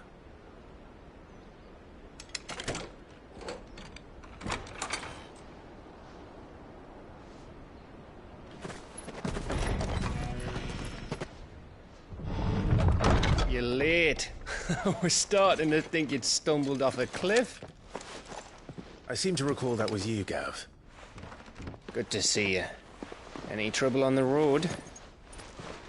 Nothing we couldn't handle. I knew you'd come. Is that who I think it is? Yes. Allow me to introduce my brother, Joshua. Clive's told me all about you. Or even listening most of the time. Name's Mididol. But Everyone calls me Mid. My lady. Hey?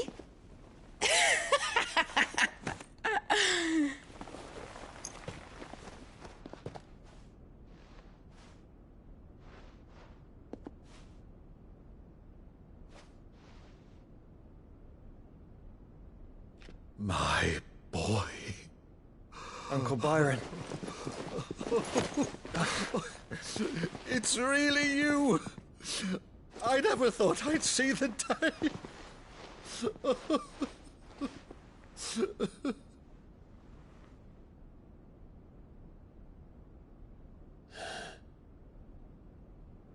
So these Akashic are being controlled? That's what it looked like. Empty eyes, eerie blue glow. No doubt they were turned, but silent as monks, every last one of them. Your man here speaks true, Clive. We saw more than a few in this city. They moved in ranks with a purpose, and not of their own. Ultima's doing. Perhaps. What of the city? The people? Dead, mostly. Mostly, but not all. A handful managed to lock themselves in their villas before the Horde arrived. Some in the merchants' district to the west, and a few others on the far bank. If the Akashic stumble across either hiding place, a few bolted doors won't hold them for long. We need to find them. And quickly. What do you propose? We split into two parties. I will make for the merchants' district, while you look to those across the river. Mind keeping an eye on my brother? Not at all. We find the villa and try the servants' entrance. Understood. And what of us? Mid, is she fit to sail? The ship, the Mithril engine could probably do with a few more tweaks. Then you better work fast. Even if we do reach the survivors in time, they'll never make it to the hideaway on foot. You leave that to me. See that Mid doesn't get herself into trouble, would you? Think I can manage that? I'll keep him safe. Looks like you stuck with me, Byron. That's Lord Rossfield, you little gutter snipe!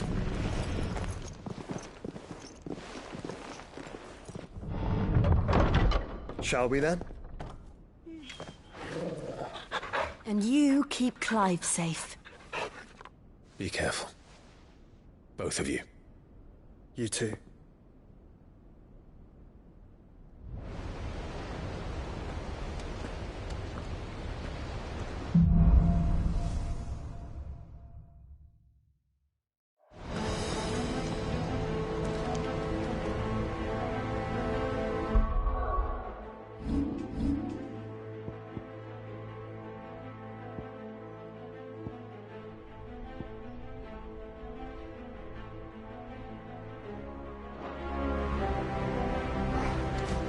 All right, Torgal.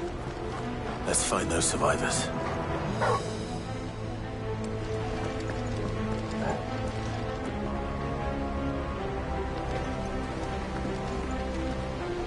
They don't stand a chance against those things.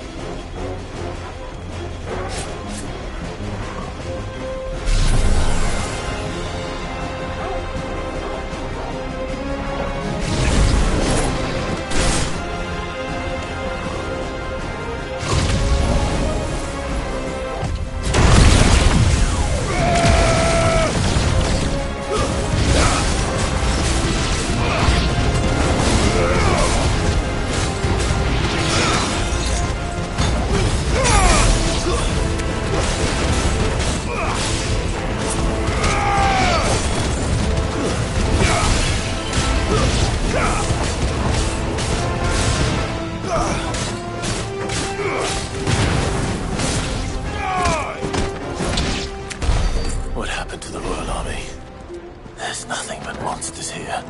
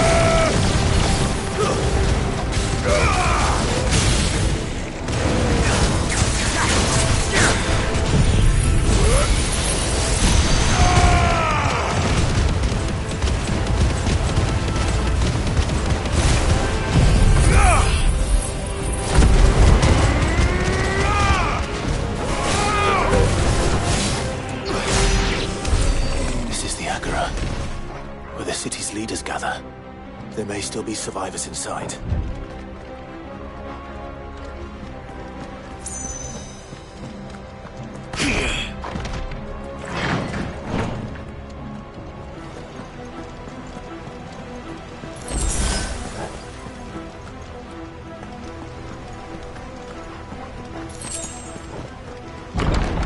Where are they?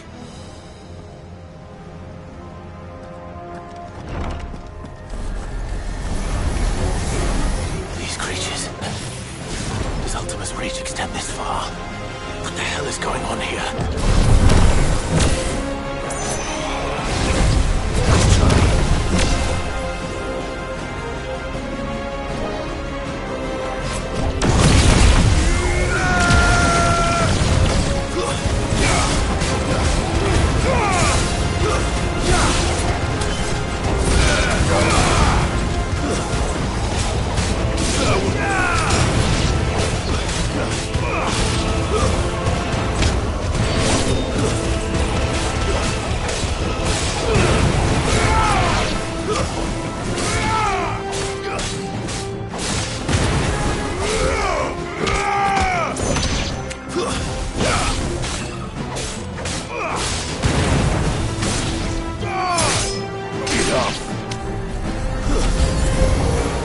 Where is your master?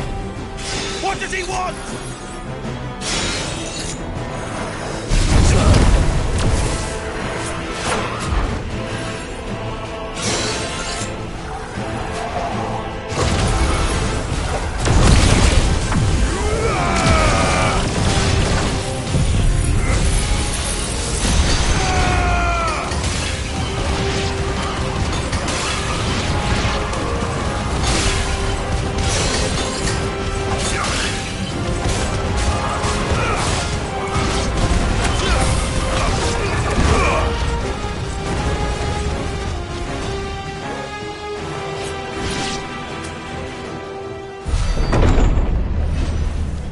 You've caused quite the commotion.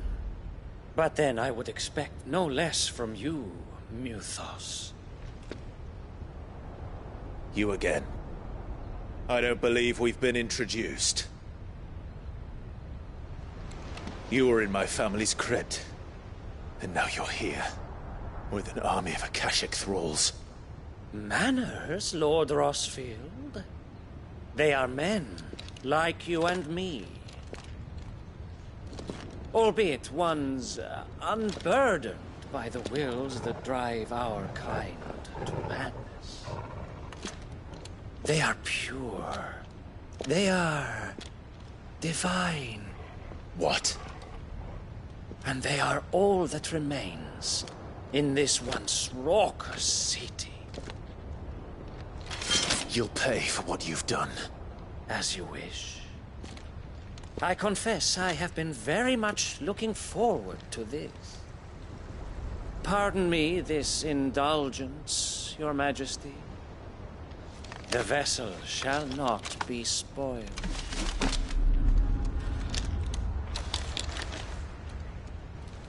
I am Sleipnir of House Harvard, and you will yield.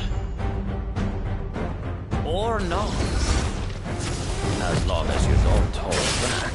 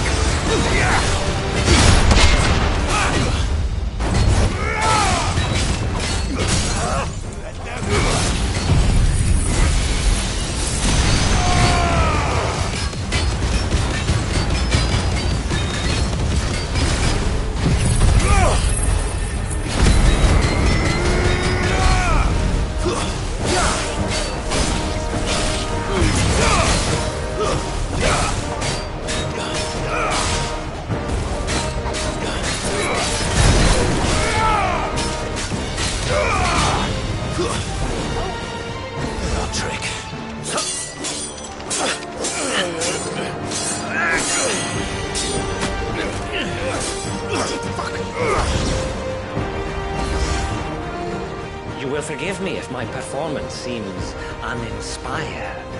It is just that I expected so much more from our chosen one. Perhaps this will kindle your flame? What now? A gift from my liege lord Zarvery. Gungnir. Watch closely, Mythos.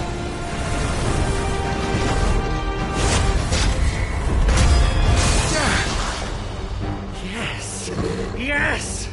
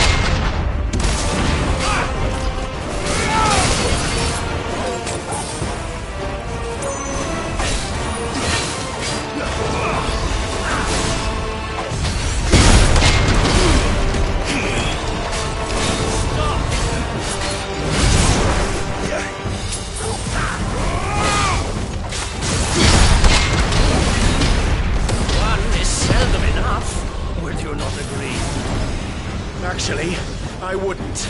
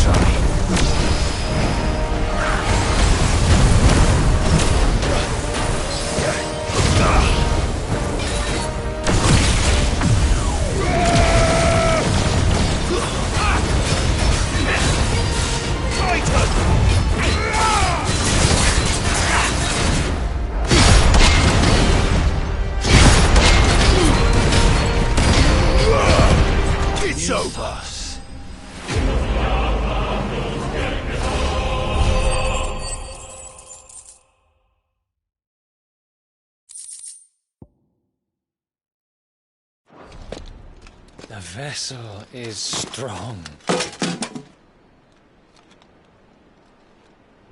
My liege.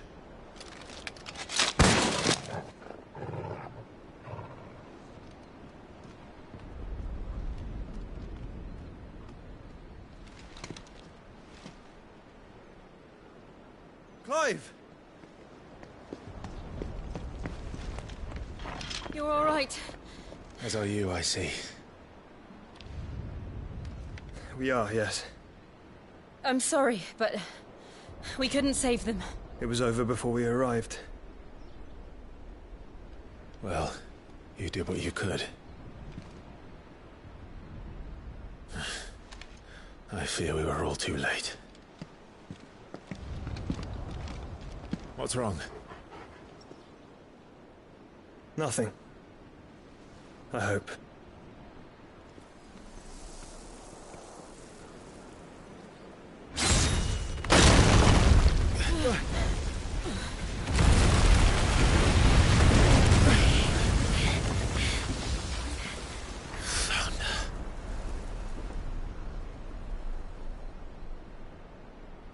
Leaving so soon, Mythos?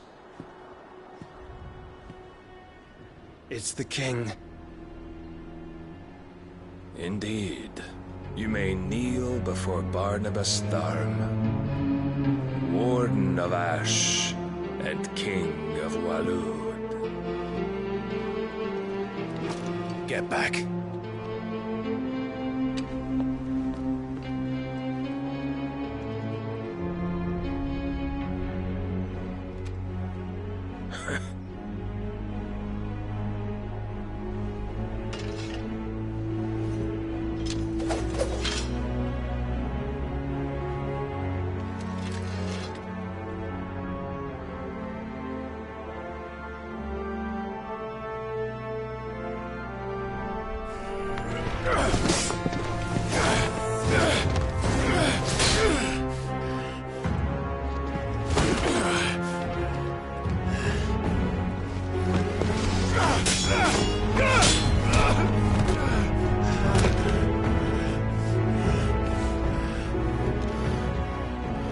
Wild and impetuous.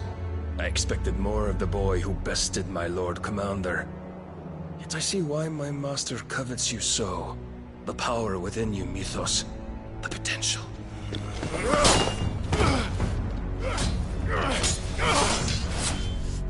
Stop calling me Mythos. But Mythos is everything. The cornerstone of all creation. The Lord's vessel. Your purpose. My purpose? To surrender my mind and body to that thing.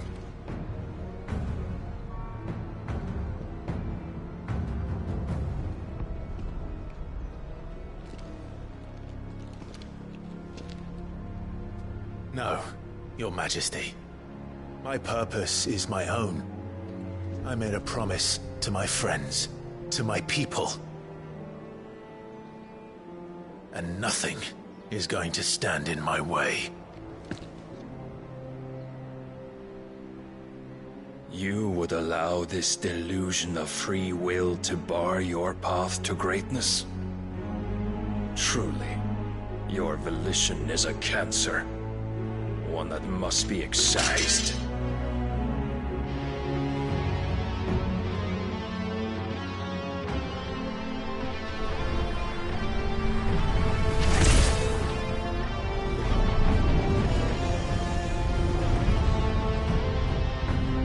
Try it.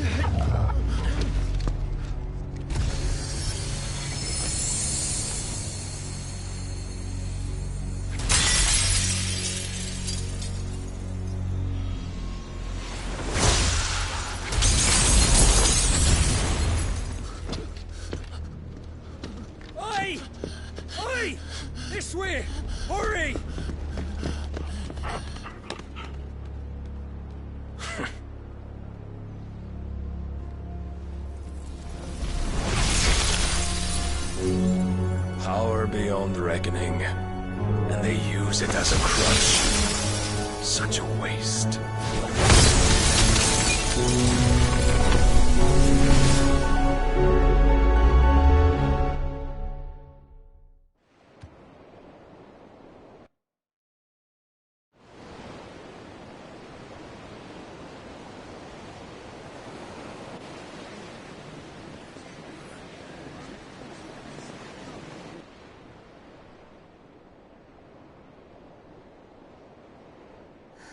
Will he be all right? The phoenix can mend flesh, but the spirit must recover on its own.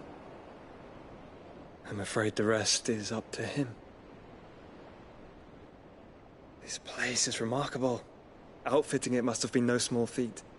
But why go to such trouble? That beauty's belly's filled with wonders the world ain't ready for. If the guilds caught wind of what we were up to, they'd all want a piece. All right. And how is he?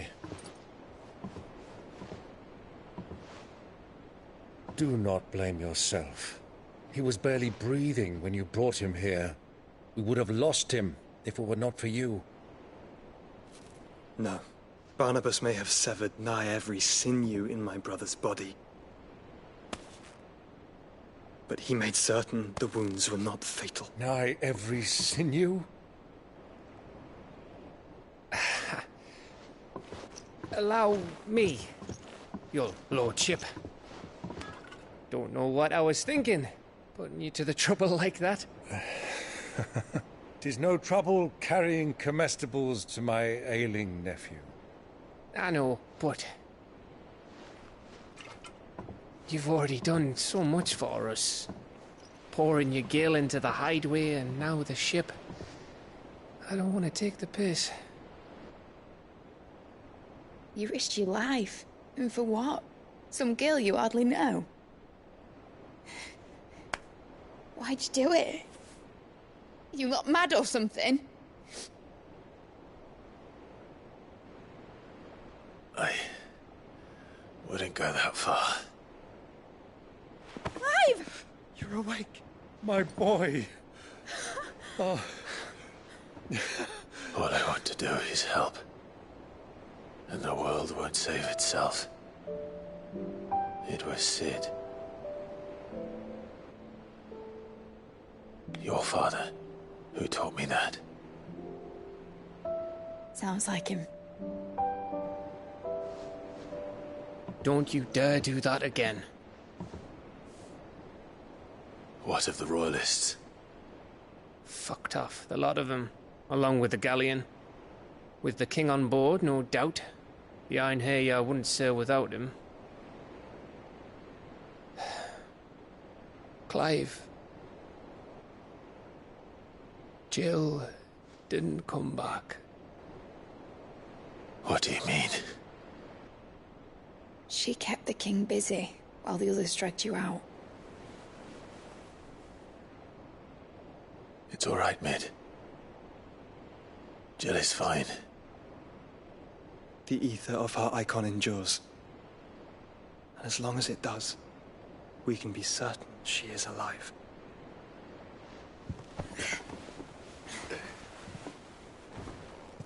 We must pursue the Black Galleon. Jill will be with the king, I'm sure of it. Well, good luck catching him, because my ship's going nowhere. It's the Mithril engine. She's got a kick like a wild chocobo and a mind to tear the hull in half. But you have an idea. Well, of course I do. My dad'll have seen this coming a league off. If I had his old writings... If you had his old writings, you'd be sitting under a fuckload of rubble. The ones Otto didn't save anyway. I suppose he might still have a few pages in his stores. We'll have to hope it's enough. Do what you can to ready the ship. I'll speak with Otto. In your condition, you really are mad. Perhaps. But the world really won't save itself.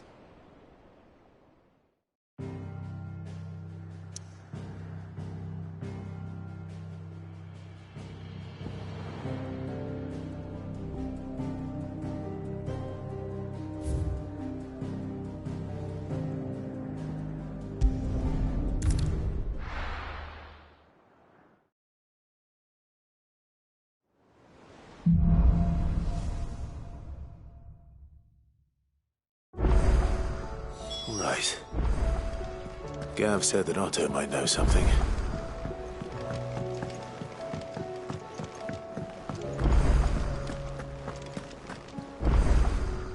Aye, it's a dangerous world out there.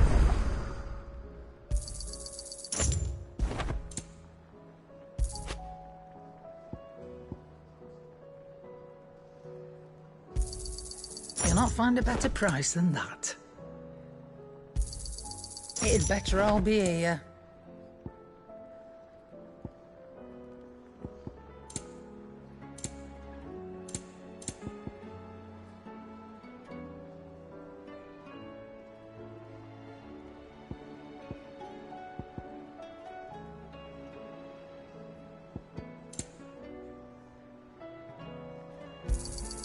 You'll not find a better price than that.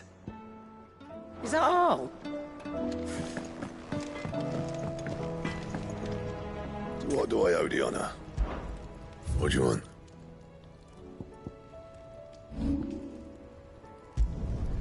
Yeah, that should do you.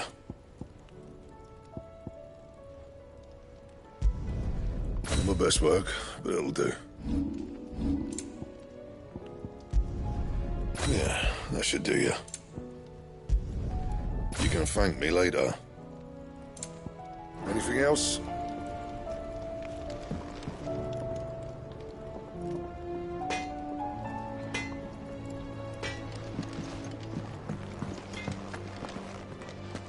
If it's knowledge you seek,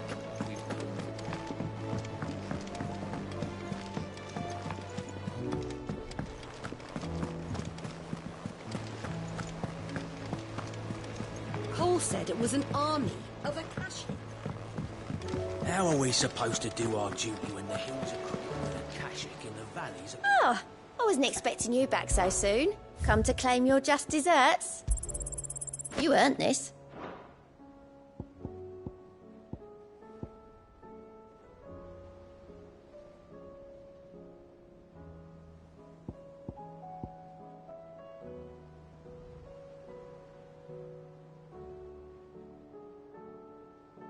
Come again. I may have more for you.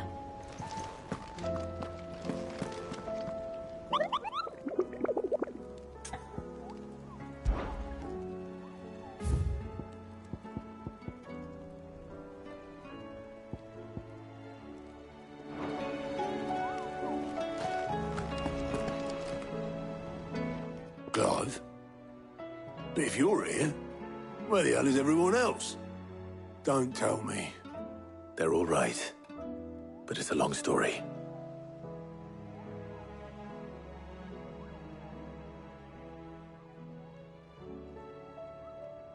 You lot don't do things by halves, do you?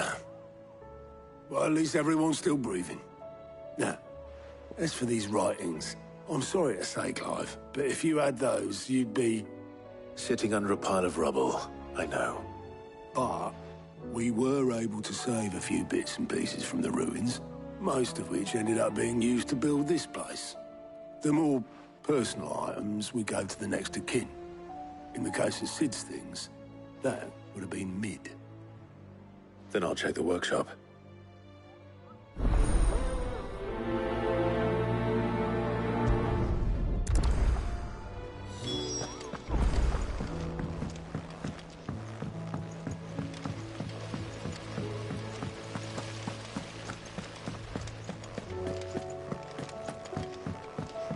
If Amber and the Lazarus are gone, do you think Mid's ship will ever sail?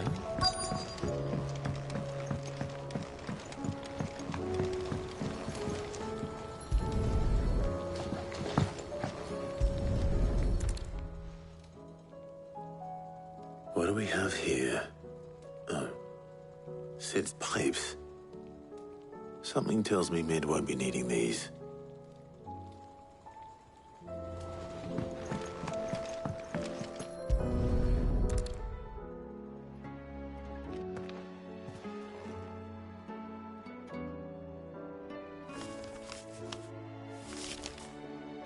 This looks like it's from Sid's old diary.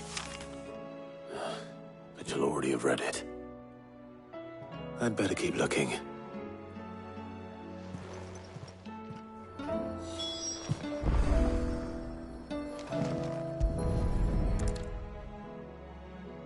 remember seeing this doll in Sid's cellar. I wonder if it was Mid's.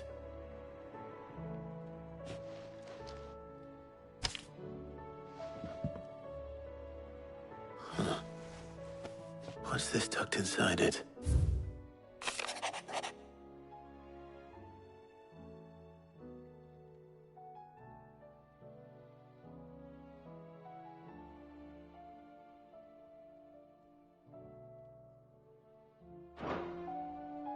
Sid's best invention.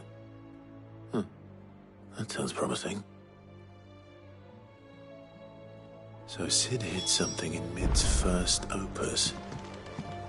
What would that be? Perhaps Otto might know. Is all right?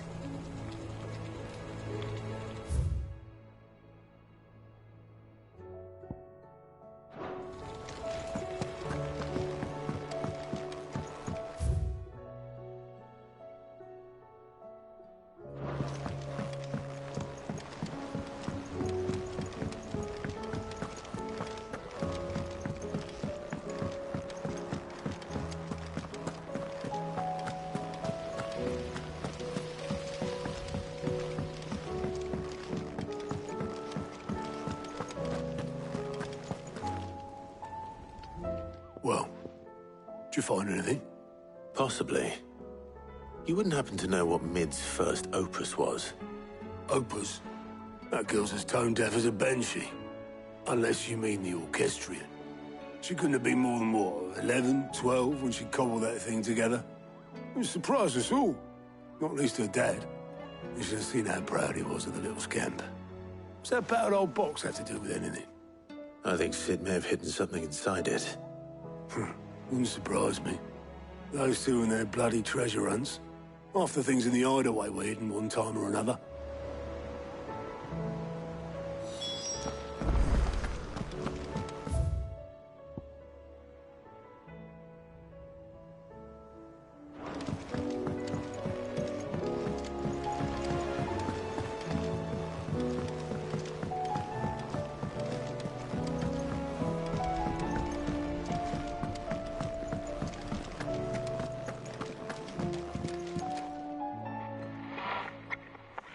I didn't break it. Well, I didn't break it. What didn't you break? Nothing. We didn't break nothing. We definitely didn't break the orchestrion. What's wrong with it? It's broken. Except when it isn't.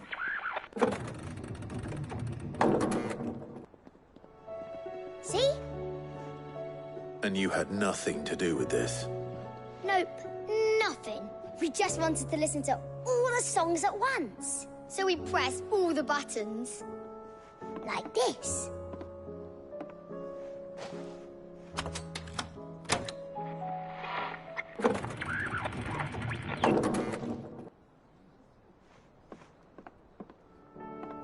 See? All too well. All right, out of the way.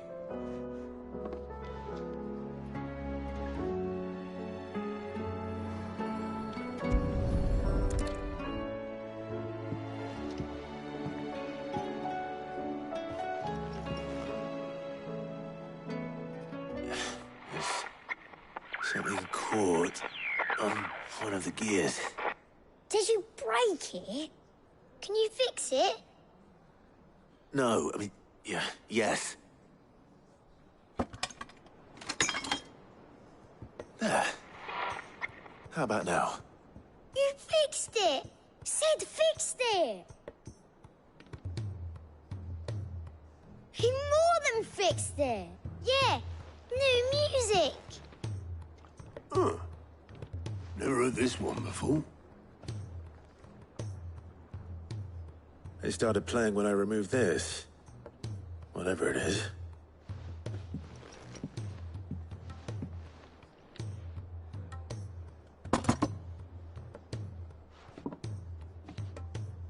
Well, don't look at me. I can tell you it's important, though. Sid showed it to me once and said as much.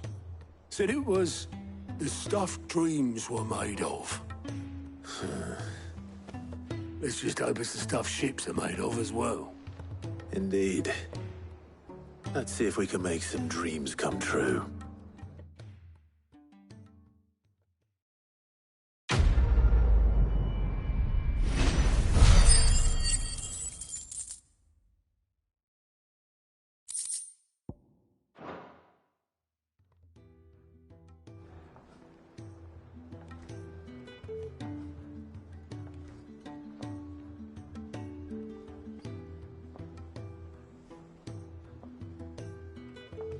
Just the two I was looking for.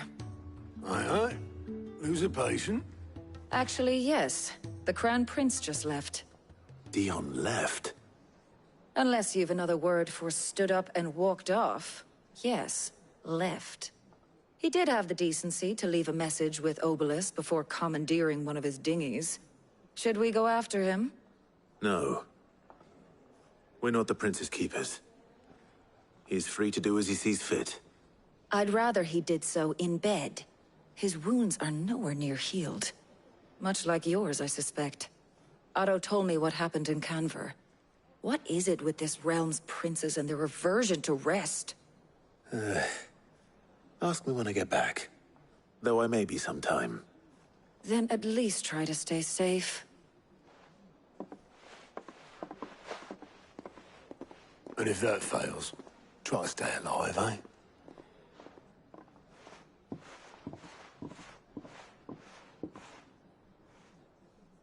Every moment I waste here, the further the flagship sails. I have to get back.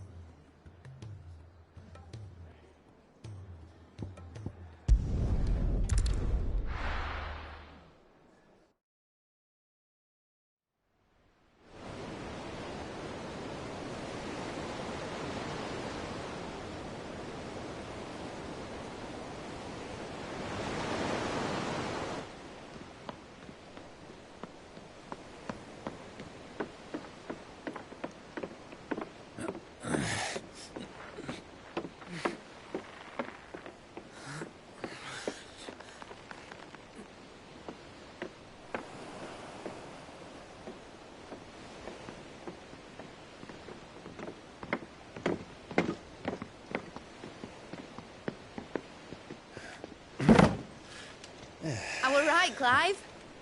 My dad had it all worked out. He'd be proud of you, Mid. His writings may have helped, but this achievement is all yours. Can we catch them? The Ainayar's one of the largest, fastest vessels ever built. And it won't help she has the wind at her back. Any other ship would be hard-pressed to keep pace with her, let alone reel her in. But this isn't any other ship. This is the Enterprise! And the world's never seen anything like my dad's engine. It certainly hasn't.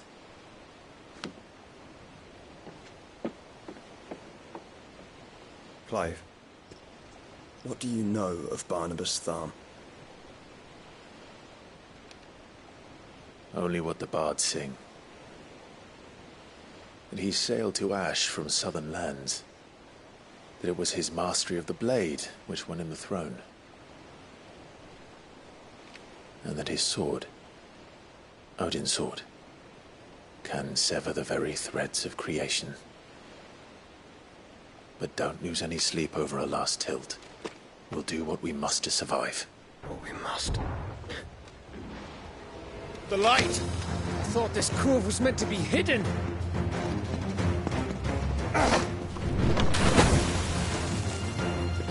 Mid! Company! Eh?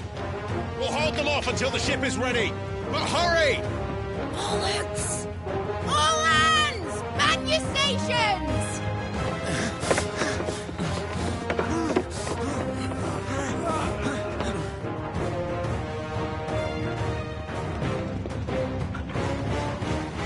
Everyone with me?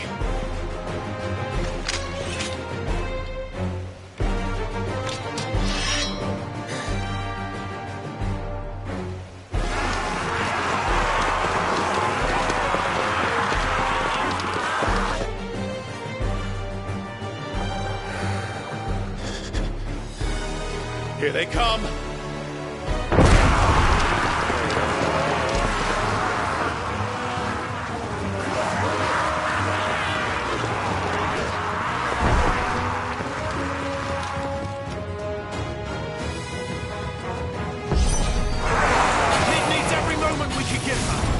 Behind me, Lord Rosfield.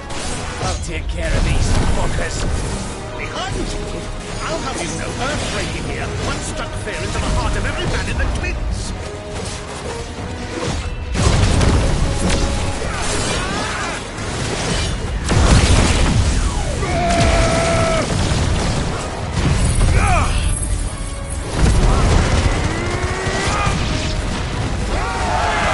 About that offer, Gav? How are we doing, Nick? I thought you said that ship was fast!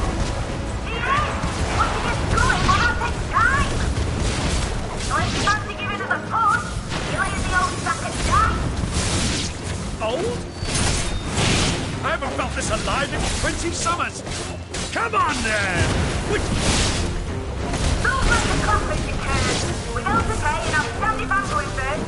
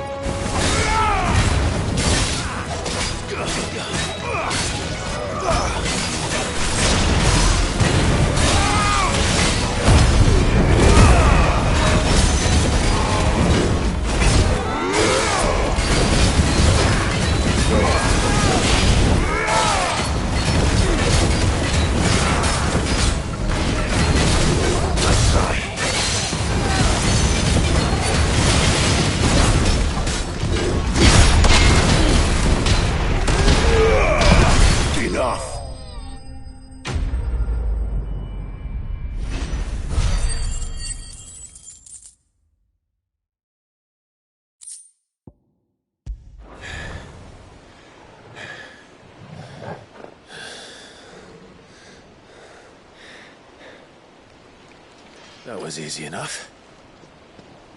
All right, you lousy lot. Get your asses on board. She's ready to sail. You heard the captain?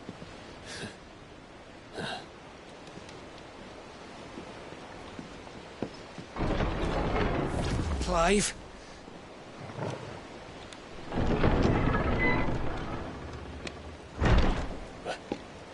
But I thought he was... Confounded. Then it is as I feared. Sleipnir is no man, but a creation of Odin.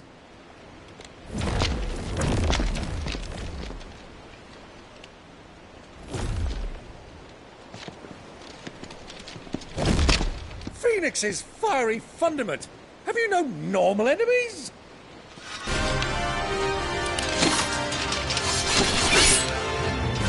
Up for another round? Of course we are.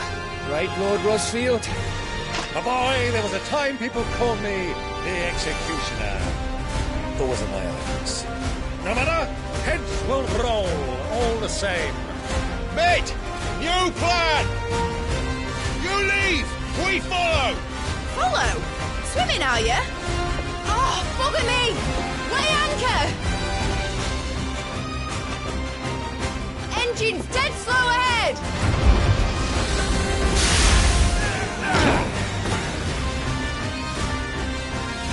Have care, my friends. 'Tis not blood that runs through Omegi's veins. These foes will not fall. But they will fall. They're like oaks before a woodman's axe. Good thing I brought one!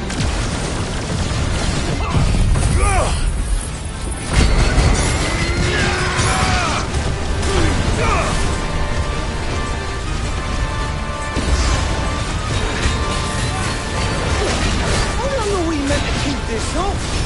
As long as it takes. Unless you have a better.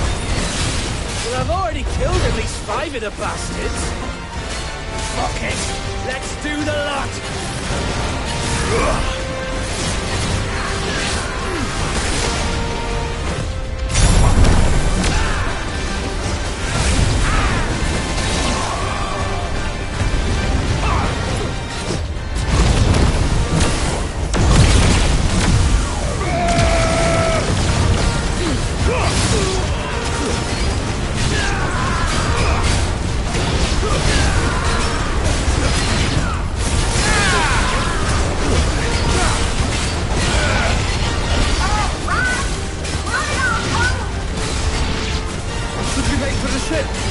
Not yet. Wait for my signal.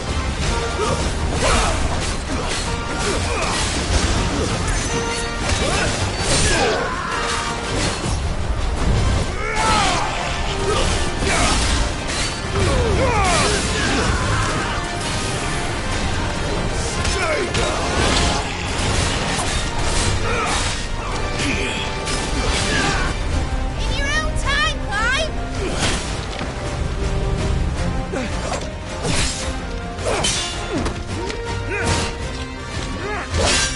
Right, run for it!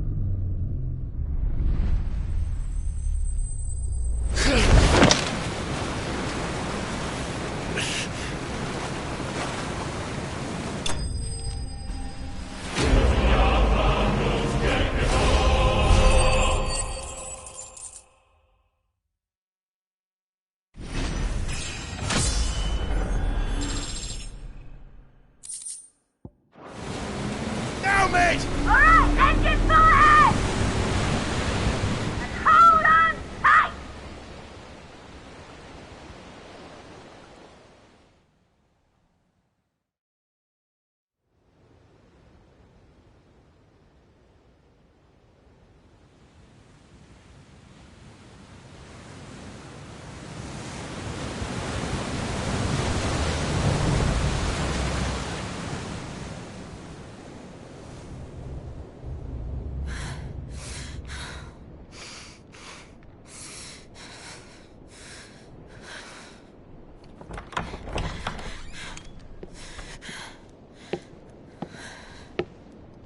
What do you want?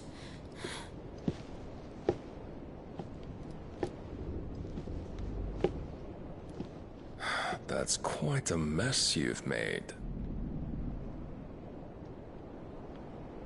And wholly unnecessary.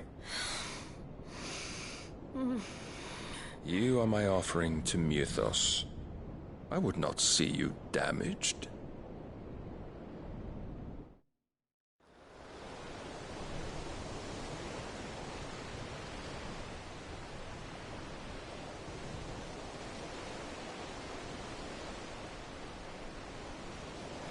Now back to your stations! Every bell spent treading water puts another league between us and the galleon.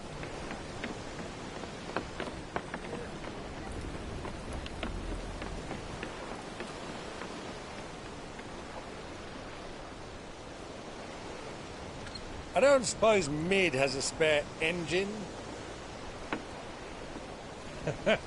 Since you rose from the grave, my fortunes have plummeted. Are you absolutely certain of this quest of yours, Clive? The foes you face are as terrible as they are numerous. Aye, and they'd have us live and die on their terms, which should answer your question. Ah! You have that same stubborn look as your father did when he set his mind to something. On the battlefield, I am but a single axe. A deadly one, mind, but a single one nonetheless. Yet what you require is 1,000, and I believe my old friend in Randalar can provide them.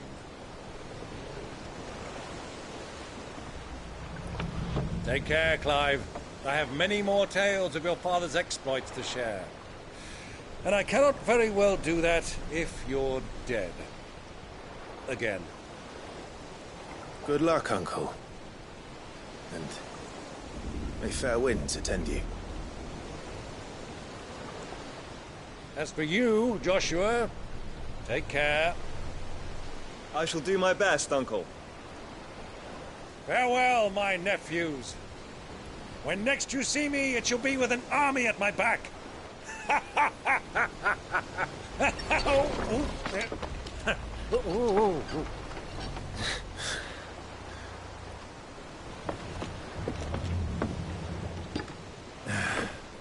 Cheerio!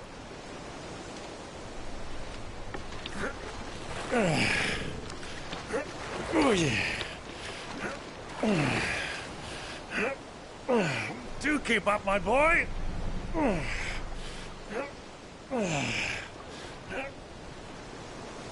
Well, you can't have him showing us up now, can we? We would never hear the end of it.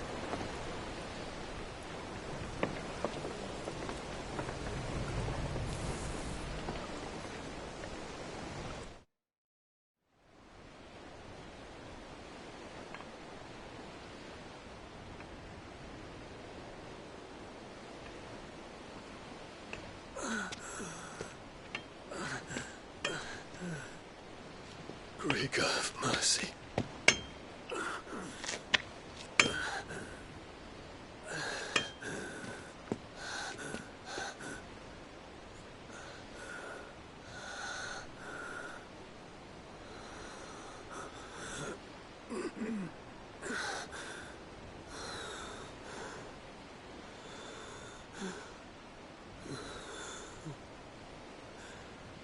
All this...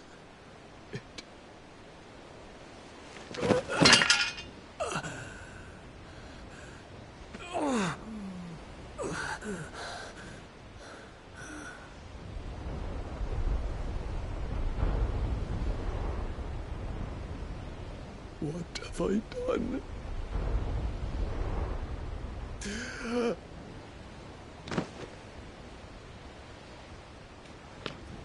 My lord.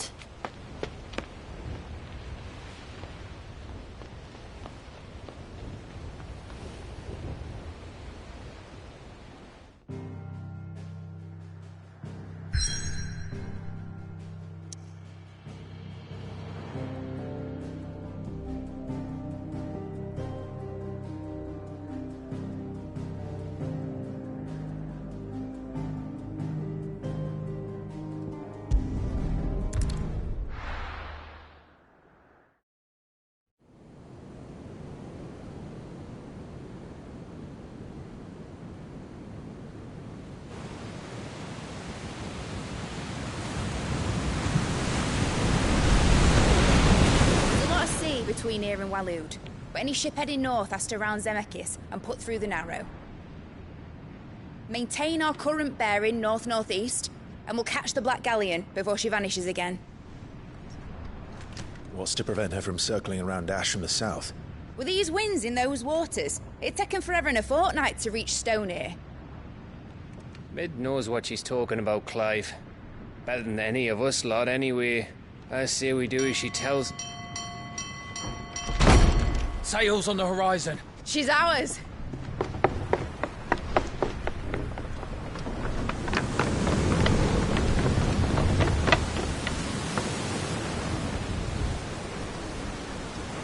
Look alive, boys! Full ahead! And keep those furnaces fed! Aye, aye!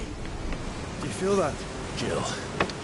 All hands! Battle stations!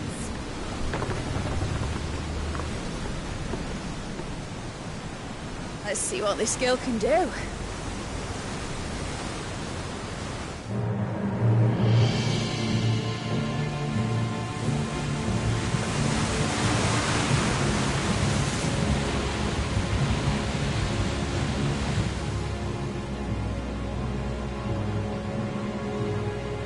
Where one leads, so does the other follow. The bond of consciousness which joins them condemning both to the same fate. Yet my every attempt to strike it from their hearts serves only to tighten its hold.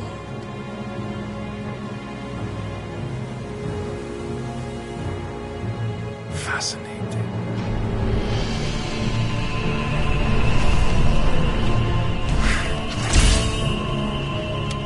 But then, there is naught my blade cannot sever.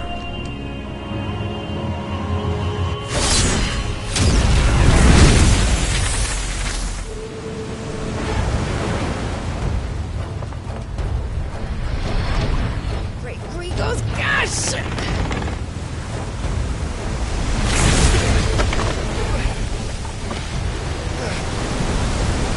Barnabas. Hard a port! Heads down, you brutes! And brace for impact!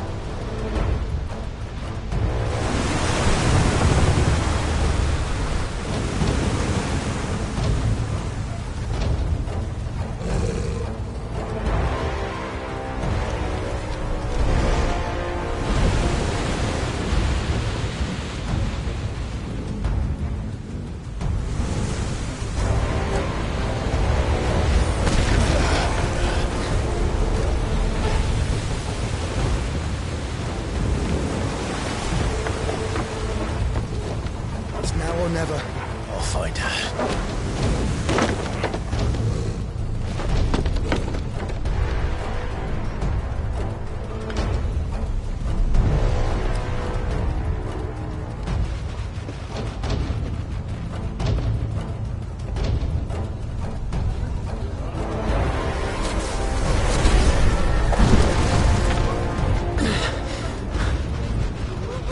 Bloody hell! Hard a starboard!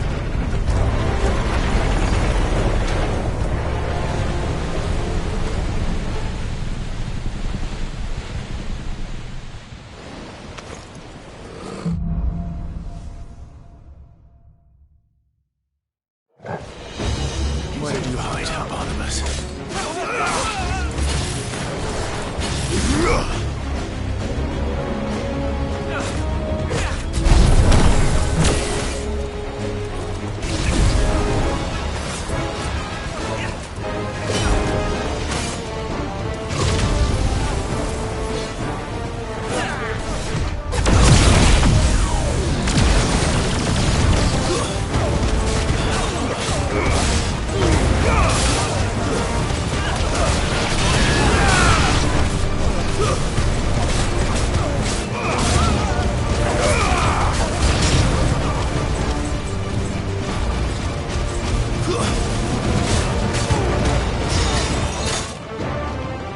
Titan!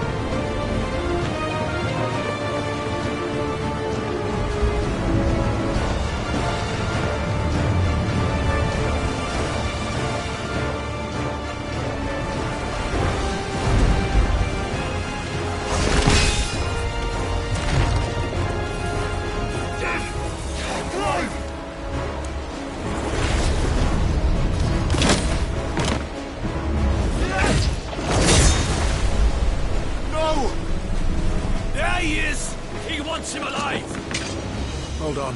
I'm coming. For both of you. Extra shadows! To me!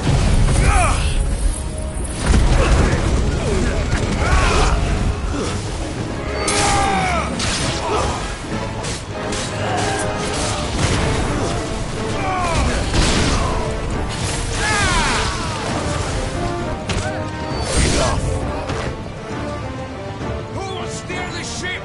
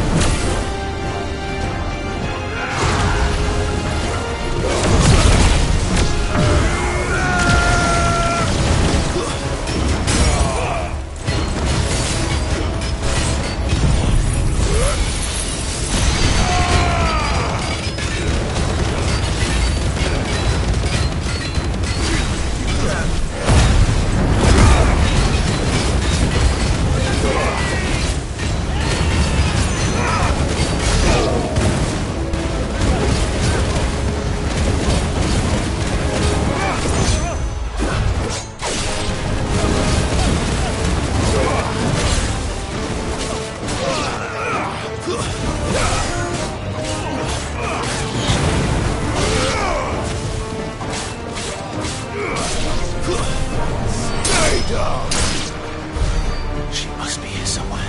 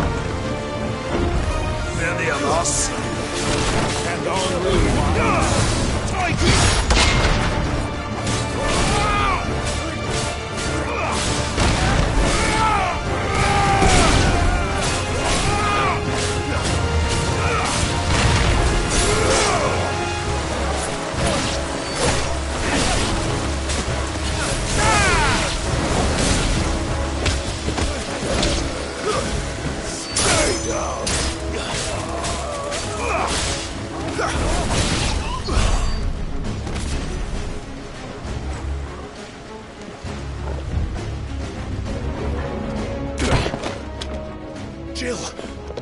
You came. Get back!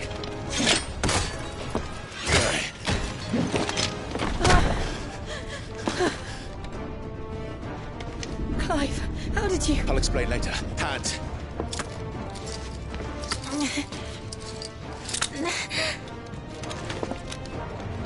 Can you walk? Out of here I can.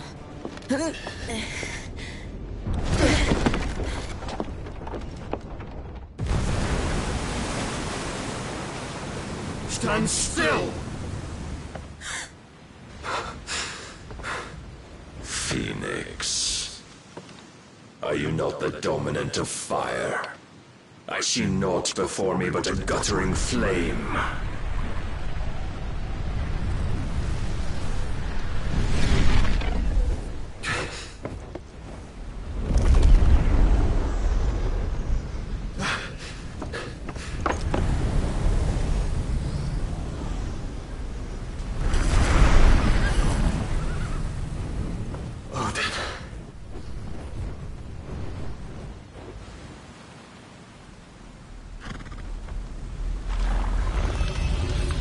In earnest, then.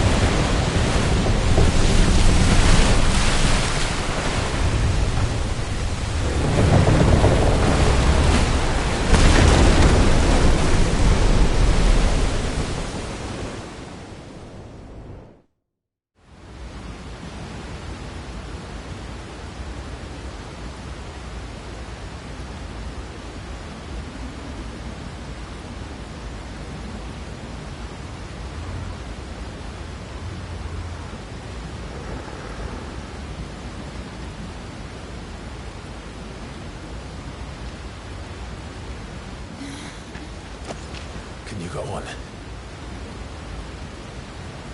I think so.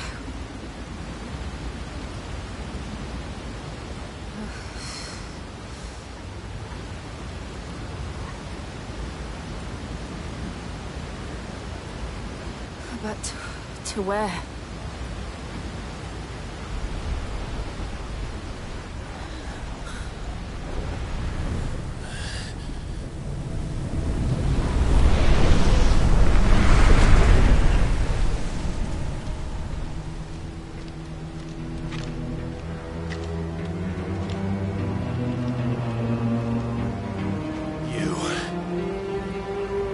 What did you do to Joshua? The Phoenix? Oh, I expect he will survive. This consciousness in which you coil your feeble souls is grown thick with desperation. And thus has my master turned to my blade.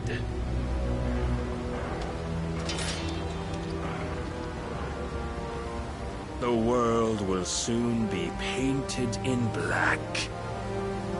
And all that live shall gather in death's autumn wake.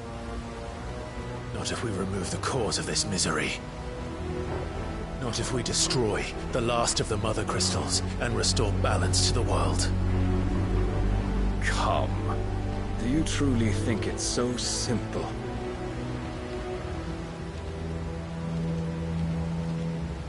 The blight is inevitable. Not even the Almighty might stop its endless march. Your efforts will avail us naught. Naught, that is, but suffering. You must embrace the truth, Mythos. Accept your place with the Lord. Keep it. As long as there's a chance, there's a choice. Ever led astray by your blind resolve.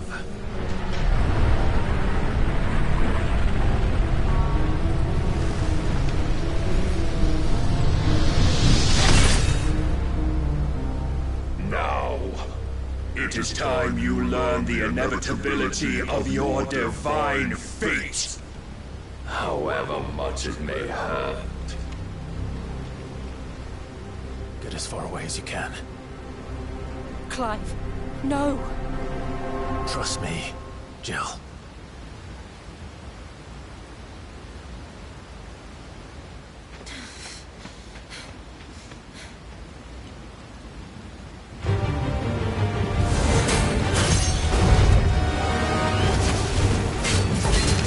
We don't have to do this. Oh, but we do. If only to remind you of your duty.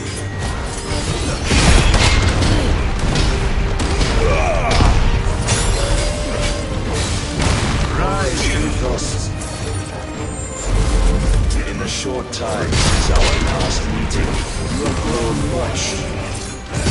Yet as a vessel, I fear my lord will still find you lacking.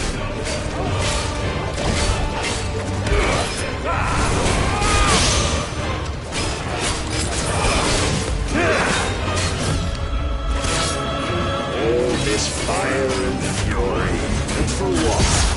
Stopping the blight. A foolish notion put to you by a foolish man. How dare you? You know naught of this world nor of our place in it.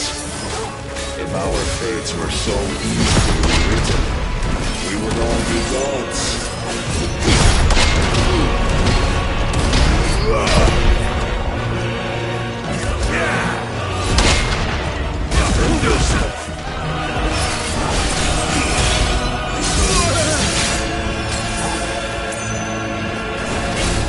I have seen enough. If reason cannot sway you, there are other means of persuasion that might.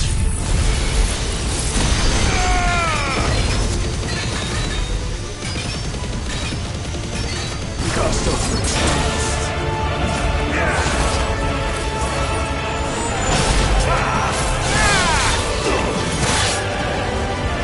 Raise your guard.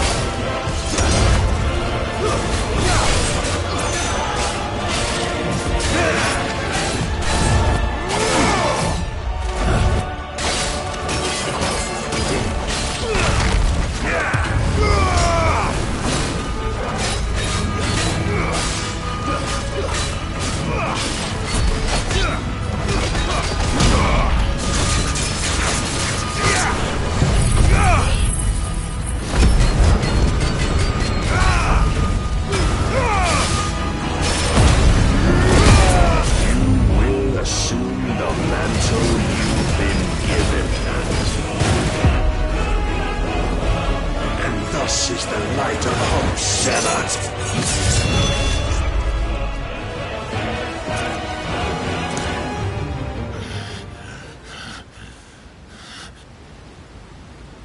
You would yield so soon. Never. Clive!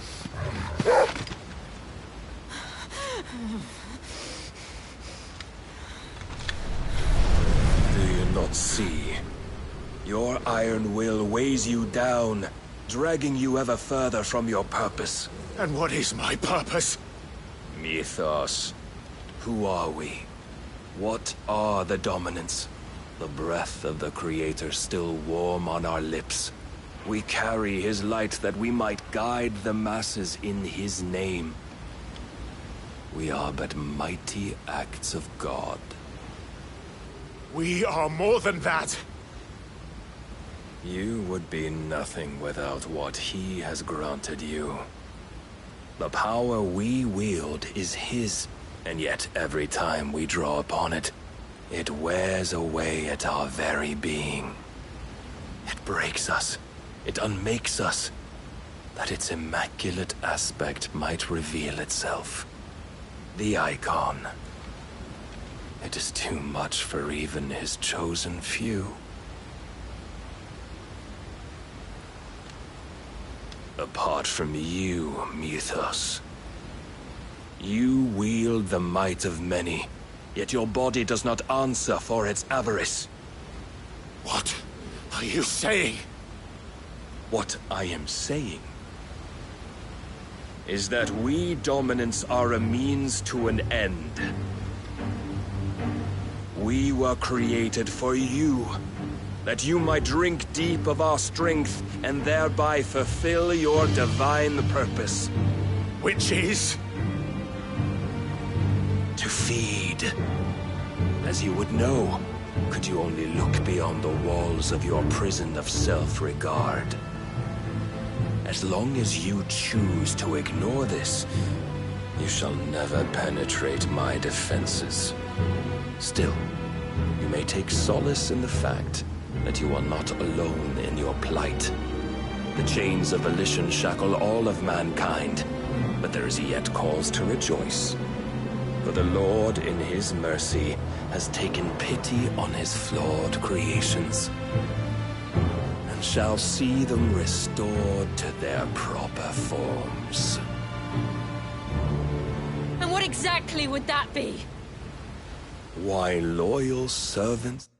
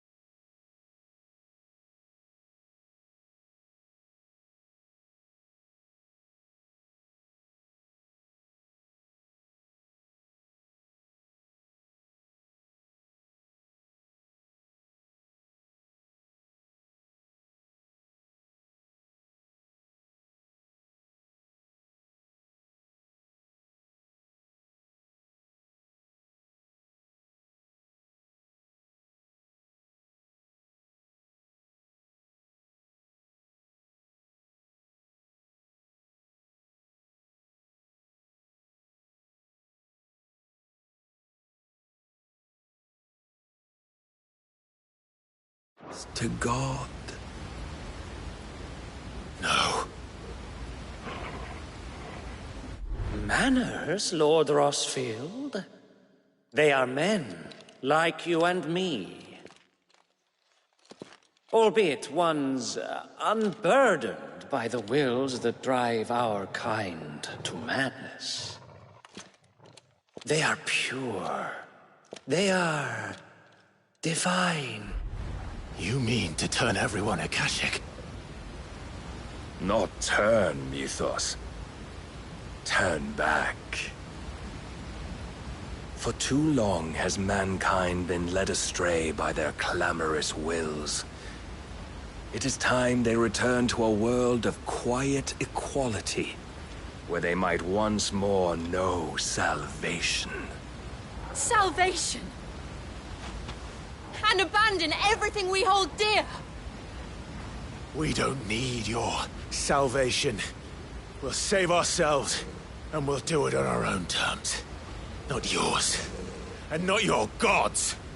With every defiant expression of your will, the tighter the chains of consciousness become. But perhaps that fact may be put to use.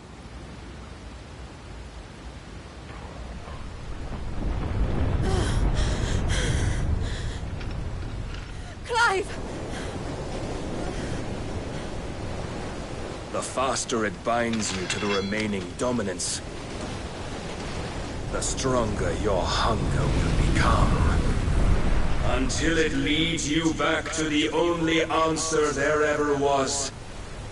Mayhap not by the path my master intended, but back all the same.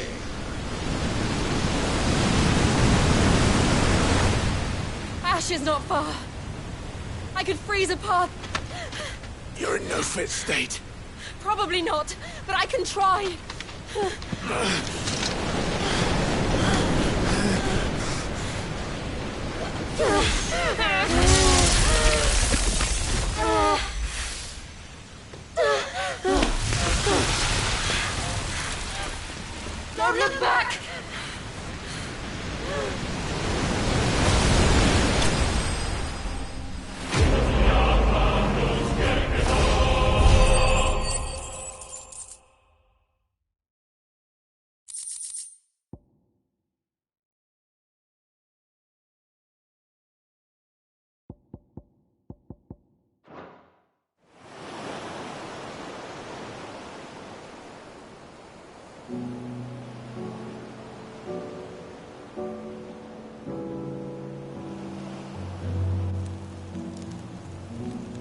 hope the others are safe.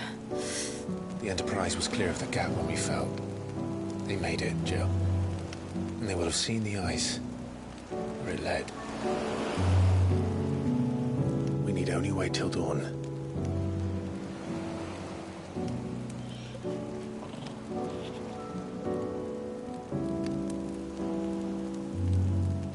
This is the second time Barnabas has bested me. I'm powerless against him. And maybe there really is nothing else for it but to give yourself to his master.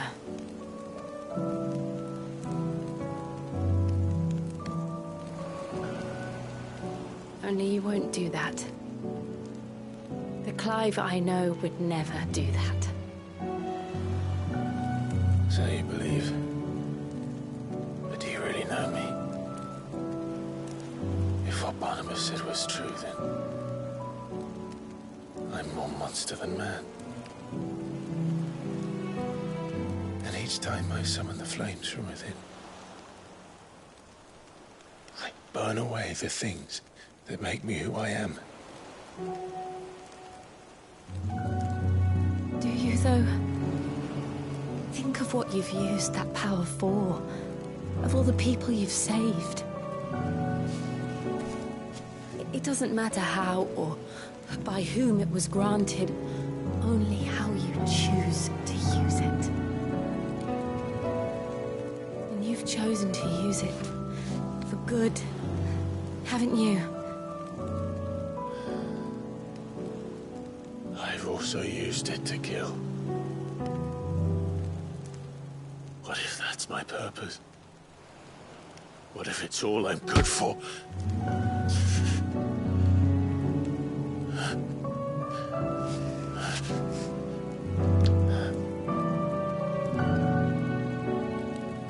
You're still that same boy I grew up with. Always so eager to save everyone around you, and yet always so low. Because you failed to realize the one thing that needed saving most of all. You, Clive. You. You never once took the time to save yourself.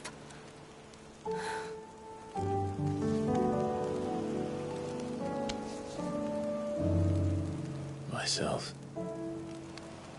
I think I might be beyond saving. No one is beyond saving.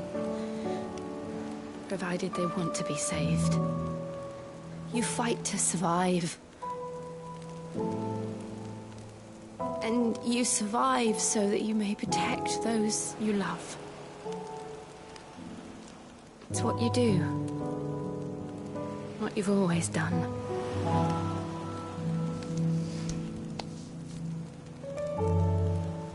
And I know you're not about to change. So I'm going to help you. To give you what you need to protect us all.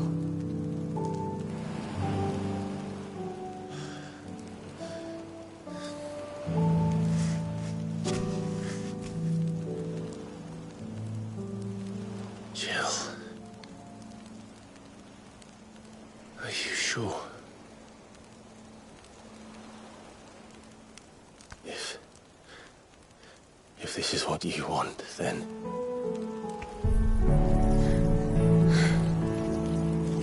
Don't worry, Clive. It is.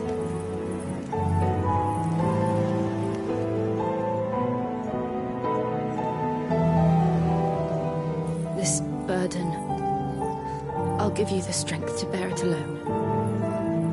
But I'm not alone. These burdens I carry, my sins, my pain, my sorrow, I see now that they are all a part of me.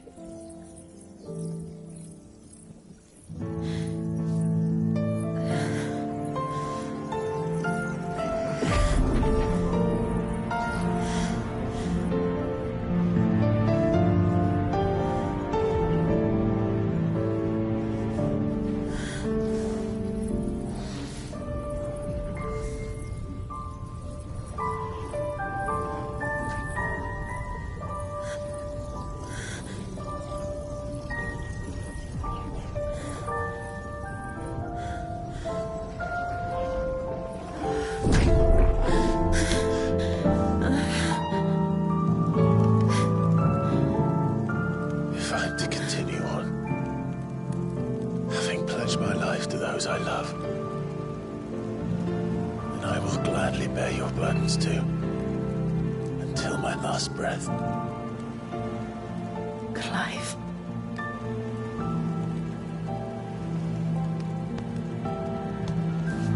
I promise you, Jill. We will find a way to escape this fate. Find a way to save each other.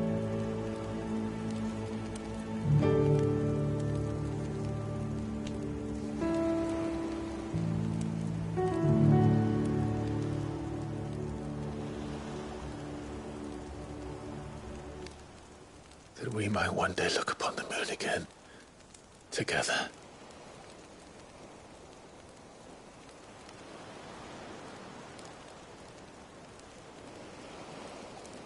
And I promise you, Clive, that I will be there, no matter what you must become. I know.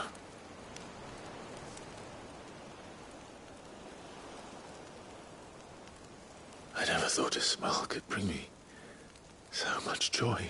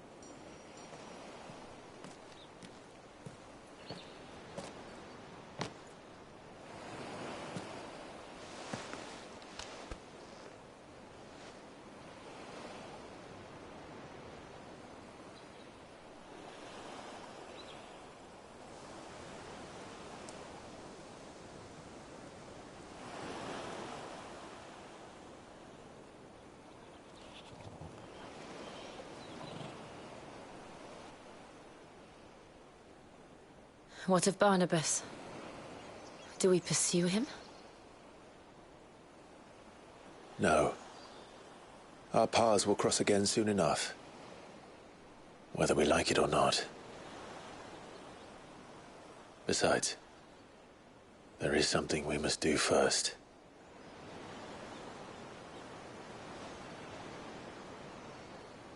Of course. Drake's spine. The last Mother Crystal. The Einherja is at the bottom of the sea. Waloed won't dare move on Storm without her.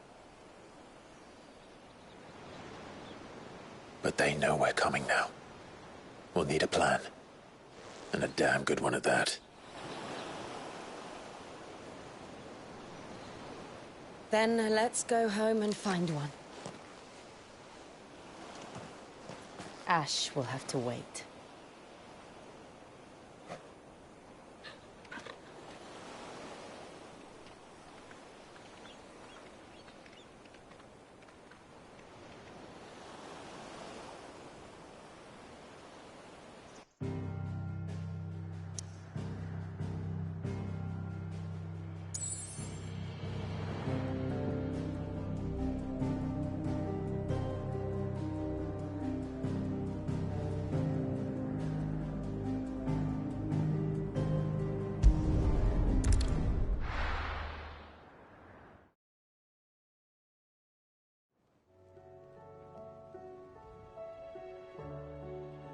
Mid says Odin split the sea in two. She's always been partial to a tall tale. But there's tall, and then there's tall. I struggle to believe it myself. I see your uncle isn't with you. He stayed with the Enterprise. After our brush with the Einherja, she was in urgent need of repair. And my uncle knows a shipwright in Randalar. We're to join him there when we're ready to sail for Ash. You sure that's wise? Last I heard, the place was still overrun with Akashic. Show me a city where that isn't true. Ultima's plague is spreading. We're running out of time, aren't we? We've done our best to shore up that hideaway. But I doubt a few planks will stop what's coming. Still, we'll keep at it. Every little helps, I suppose. Let's hope so.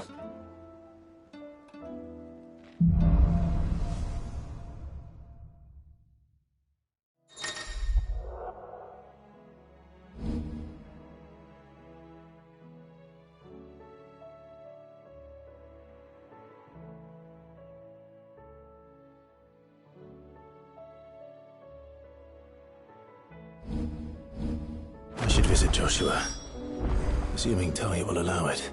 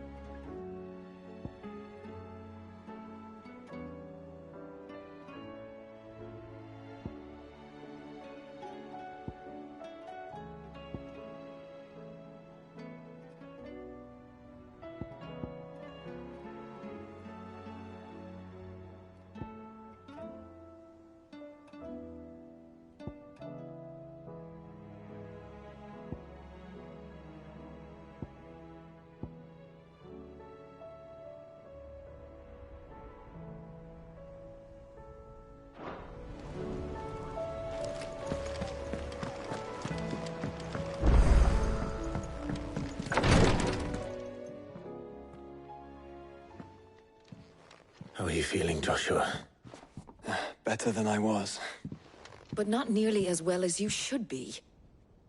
Your cuts and burns may have healed, but your body still bears the burden of every spell cast. And what would you have had me do? It was no ordinary foe we faced. It was the Warden of Darkness. Yet still, it was not enough. The king could have ended me at any moment, but instead chose to toy with me like a curl does a mouse. You underestimate yourself. Oh, it was crystal clear. Only one man established his dominance that day, and that man was Barnabas. I'm sorry, brother. That was ill-spoken. It's just, I have never felt so powerless. And when so many are looking to us for strength, perhaps the prince feels the same.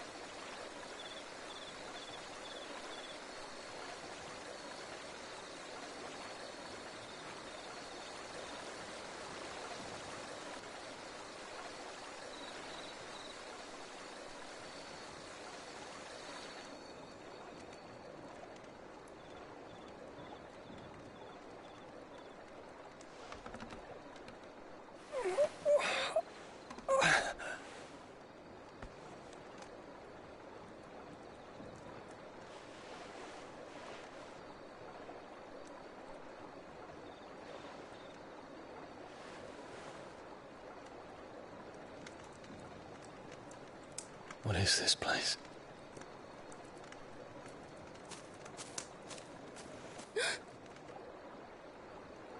Don't move.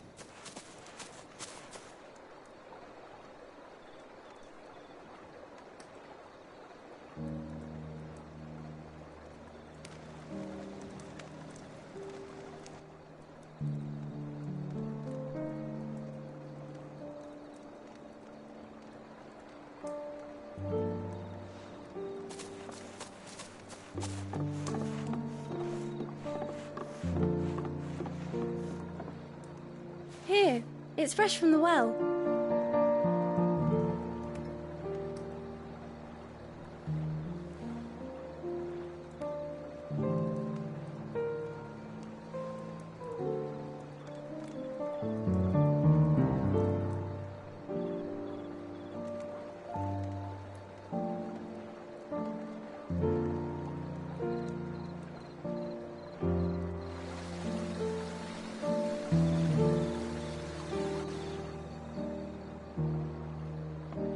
Grandmother told me spirits sometimes get lost, and that the lanterns guide them to their proper place. I set one on the river for her when she passed away.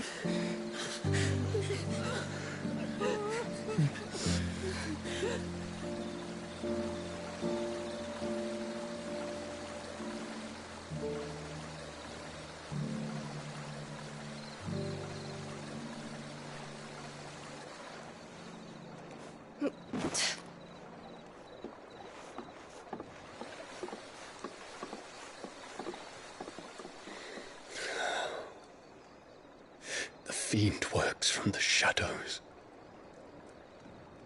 Was it you who guided my hand then, Ultima? No, not you. This is my doing, my fault, my sin to bear. And for it, I must atone. Your hurts are healing nicely. It was my poultices that saw you well. You make them? And sell them, or try to. Earns me enough for bread, most days. Forgive me. I have nothing to... I know, but I couldn't just leave you lying there.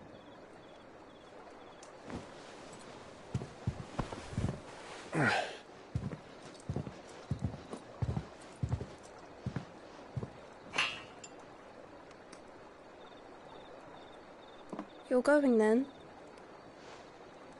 Of course. I'm healed.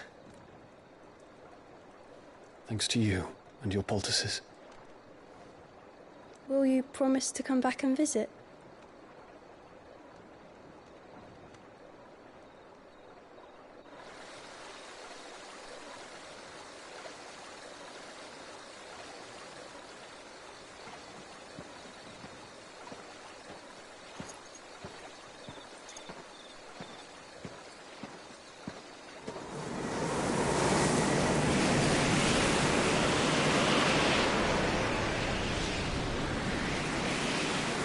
Well, Phoenix, it would seem that I owe you my wings.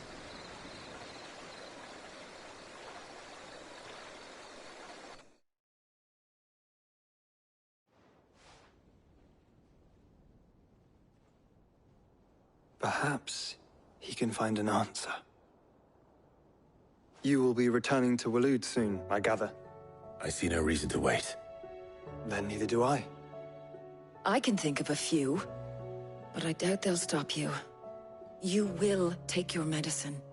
Of course, Lady Daya. Set on leaving already, are ya? How long will it take us to get back to Ash? Dunno, about the same amount of time it took us to get here. Maybe less, if your uncle can find someone trustworthy to patch up the Enterprise. All depends on where we're putting into port, mind. Yes. It's not as if we can put ashore wherever we choose. We have to assume that the whole of Ash is hostile, and that we'll be attacked on sight. Then we must find a place they won't think to look. And I have an idea who might know of one. The Professor! I'll go and tell you coming! While you're plotting our course, I'll be in the shelves with your lawsman. I wish to pick his brains about Ultima. Then I'll talk to Karen about supplies for the journey. They may not be easy to come by in Ash.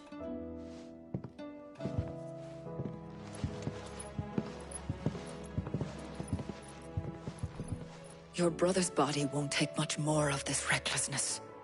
You know that, don't you? I do.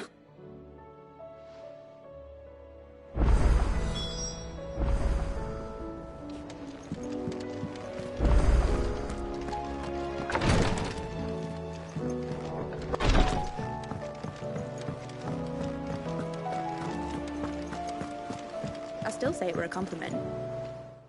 Ah, Clive. I was wondering when you'd arrive. Please tell me you've come to take our young prodigy here off my hands. I'm not here for Mid. I need information on Ash. Then why not ask Molly if you can look in one of her ovens? Go on. As soon as the Enterprise is ready, we'll be setting out for Drake's Spine. And we're going to need a safe place to land. Preferably one that won't see my ship blown to shit and splinters. If it were that easy, do you think Waloed would have resisted invasion for so long? Very little is known of Ash, and the information we do have is spotty and outdated. We have the good King Barnabas to thank for that. Waloed's borders have been closed to outsiders since the day he seized the throne. If there is anywhere safe to land, you won't find it on my map. Then tell us what we will find. I'm sure you know better than we do. But no splinters!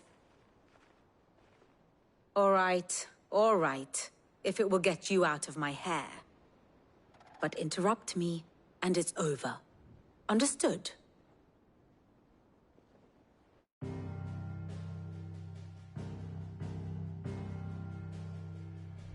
Barnabas Tharm, the one they call the Last King. Understand him, and you will understand the kingdom of Waloed. Barnabas was only a boy when he arrived from beyond the southern seas, and barely a man before he united the ragged tribes of Ash. And having unleashed them upon the formidable Veldamark, he set his throne upon the ancient kingdom's ruins. The victory sent shockwaves around Valisthea, tales of Odin's might spreading through every court, parlor, and drinking hole in the realm.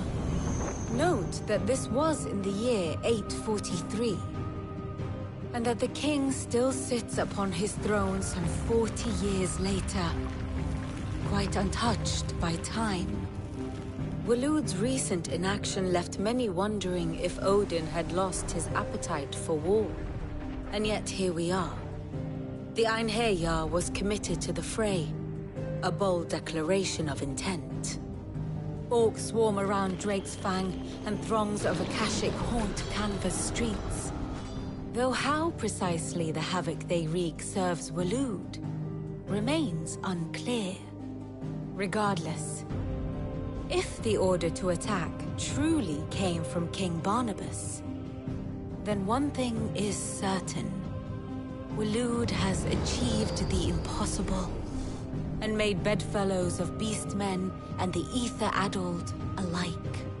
All of which is a roundabout way of saying that you will be in unknown territory when you set foot on Ash.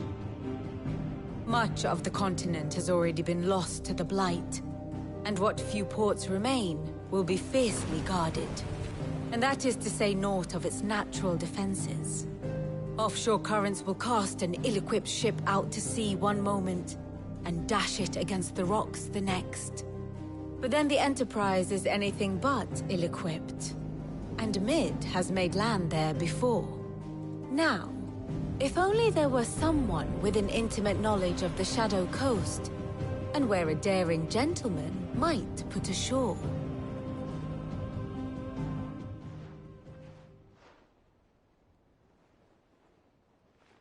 You see, Clive, you had the answer all along. Do you think you can get us back to that beach, Mid? Picked you up from it, didn't I? Not that it were easy. The currents were a right bastard. But then, if it wasn't hard, it wouldn't be worth doing, would it? Well said. Thank you, Lady Vivian. If a few morsels of common knowledge and a sprinkling of tavern talk are worthy of your thanks, I wonder what genuine intelligence might earn me. Probably more visits. Mid, I need everyone in the ale hall now. I'll fetch Joshua from the shelves. Aye, aye, Captain.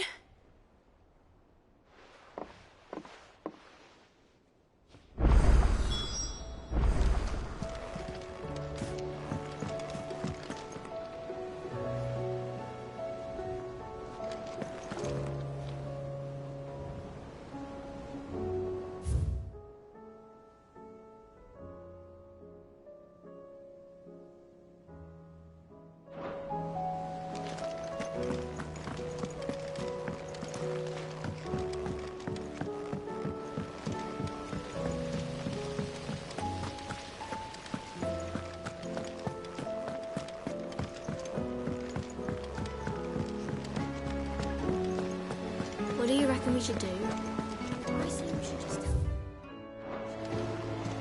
Canva lost.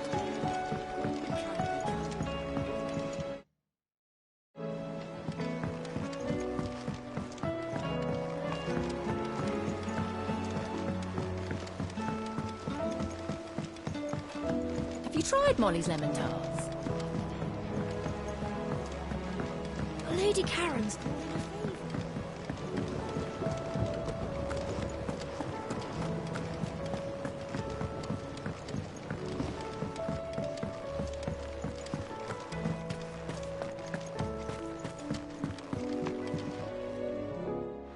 Sid, do you recall the flowers I had you bring back to the yard? Vaguely. Is something wrong? I'm afraid so. I was able to get most of the Morganbeards to take root, but they rarely flower. I fear the soil here does not agree with them. However, I believe I have a solution. I can't wait to hear it. I'm going to marry the Morganbeards with Morbles. I know. But hear me out. Morbles are possessed of a highly choleric temperament. The fire which drives them appears to be maintained by an abundance of nutrient-rich ether drawn from their environs. I believe that by grafting a Morble vine to a Morganbeard, the appendage's wealth of vigor-inducing nutrients might well stimulate the flower to bloom. The endeavor, I assure you, is scientifically sound. I simply need a vine to prove the theory.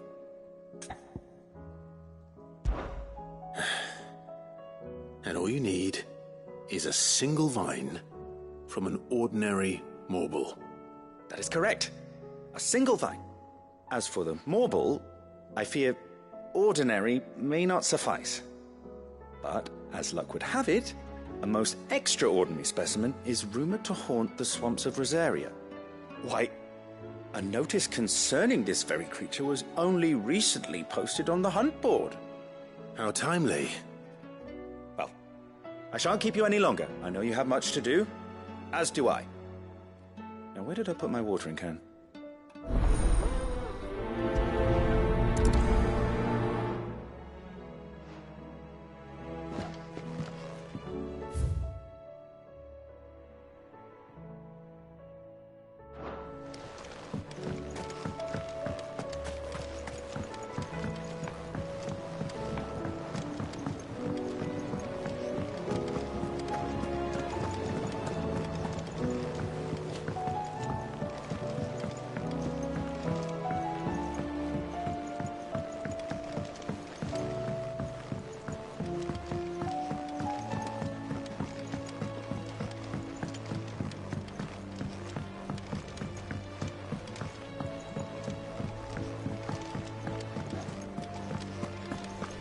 What do you reckon we should do? I say we should just tell Michelle.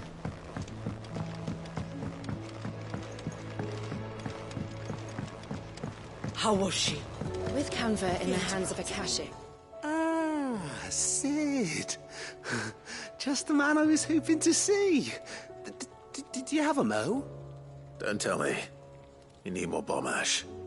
Oh no, we still got plenty of that left. I'm working on bringing another one of the Chief's designs to life. This time, it's a new smelter. It's got a reverberatory hood over the top for additional thermo amplification and a system of reciprocal recirculatory regenerators that let's just say it gets very blimmin' hot. A heck of a lot hotter than anything Blackthorn's got in his forge, that's for certain. Only mithril engines get hotter. And you can't chuck ore in one of them and get metal out the other end. Trouble is, we won't be able to make out of any old rubbish neither. We need the good stuff. And I hear you once helped Helena get her hands on exactly that. Any chance you could help me too? If it's for the good of the hideaway, I'd be happy to. Oh, it is. I promise you. So, what exactly is this good stuff you need me to find? We've got a couple of examples here. Spherical echoes, we call them. More fallen materials. So this smelter is similar to the mithril engine in more ways than one. That's right. They're a bit like the thermal helms. Fallen ceramics deal with heat like nothing else, see? And what's more, they're directional. Transferring heat from the inside to the outside. But these things, they're all outside. If we line the hood with them, they'll reflect the heat right back into the furnace. We've collected as many as we can, and I know where we can get the rest. Trouble is, they're all watched over by their bigger, uglier cousins. So you want me to visit some ruins, destroy some echoes, and bring back the spheres they're guarding? That's it in a nutshell, yeah. We're only 3 short, mind. And we know exactly where they are. There's one up Amber Way, in that ruin that they call Lost Plume. And another in the Silent South, over in Dalmekia. Last one is in the ruins of Advent, which is in the Empire.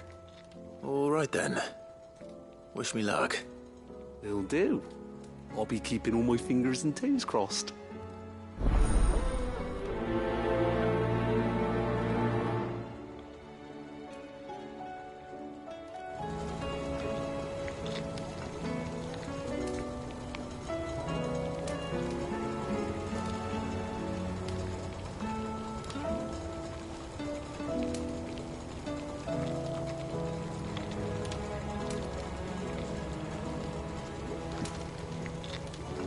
With Canva in the hands of Akashic,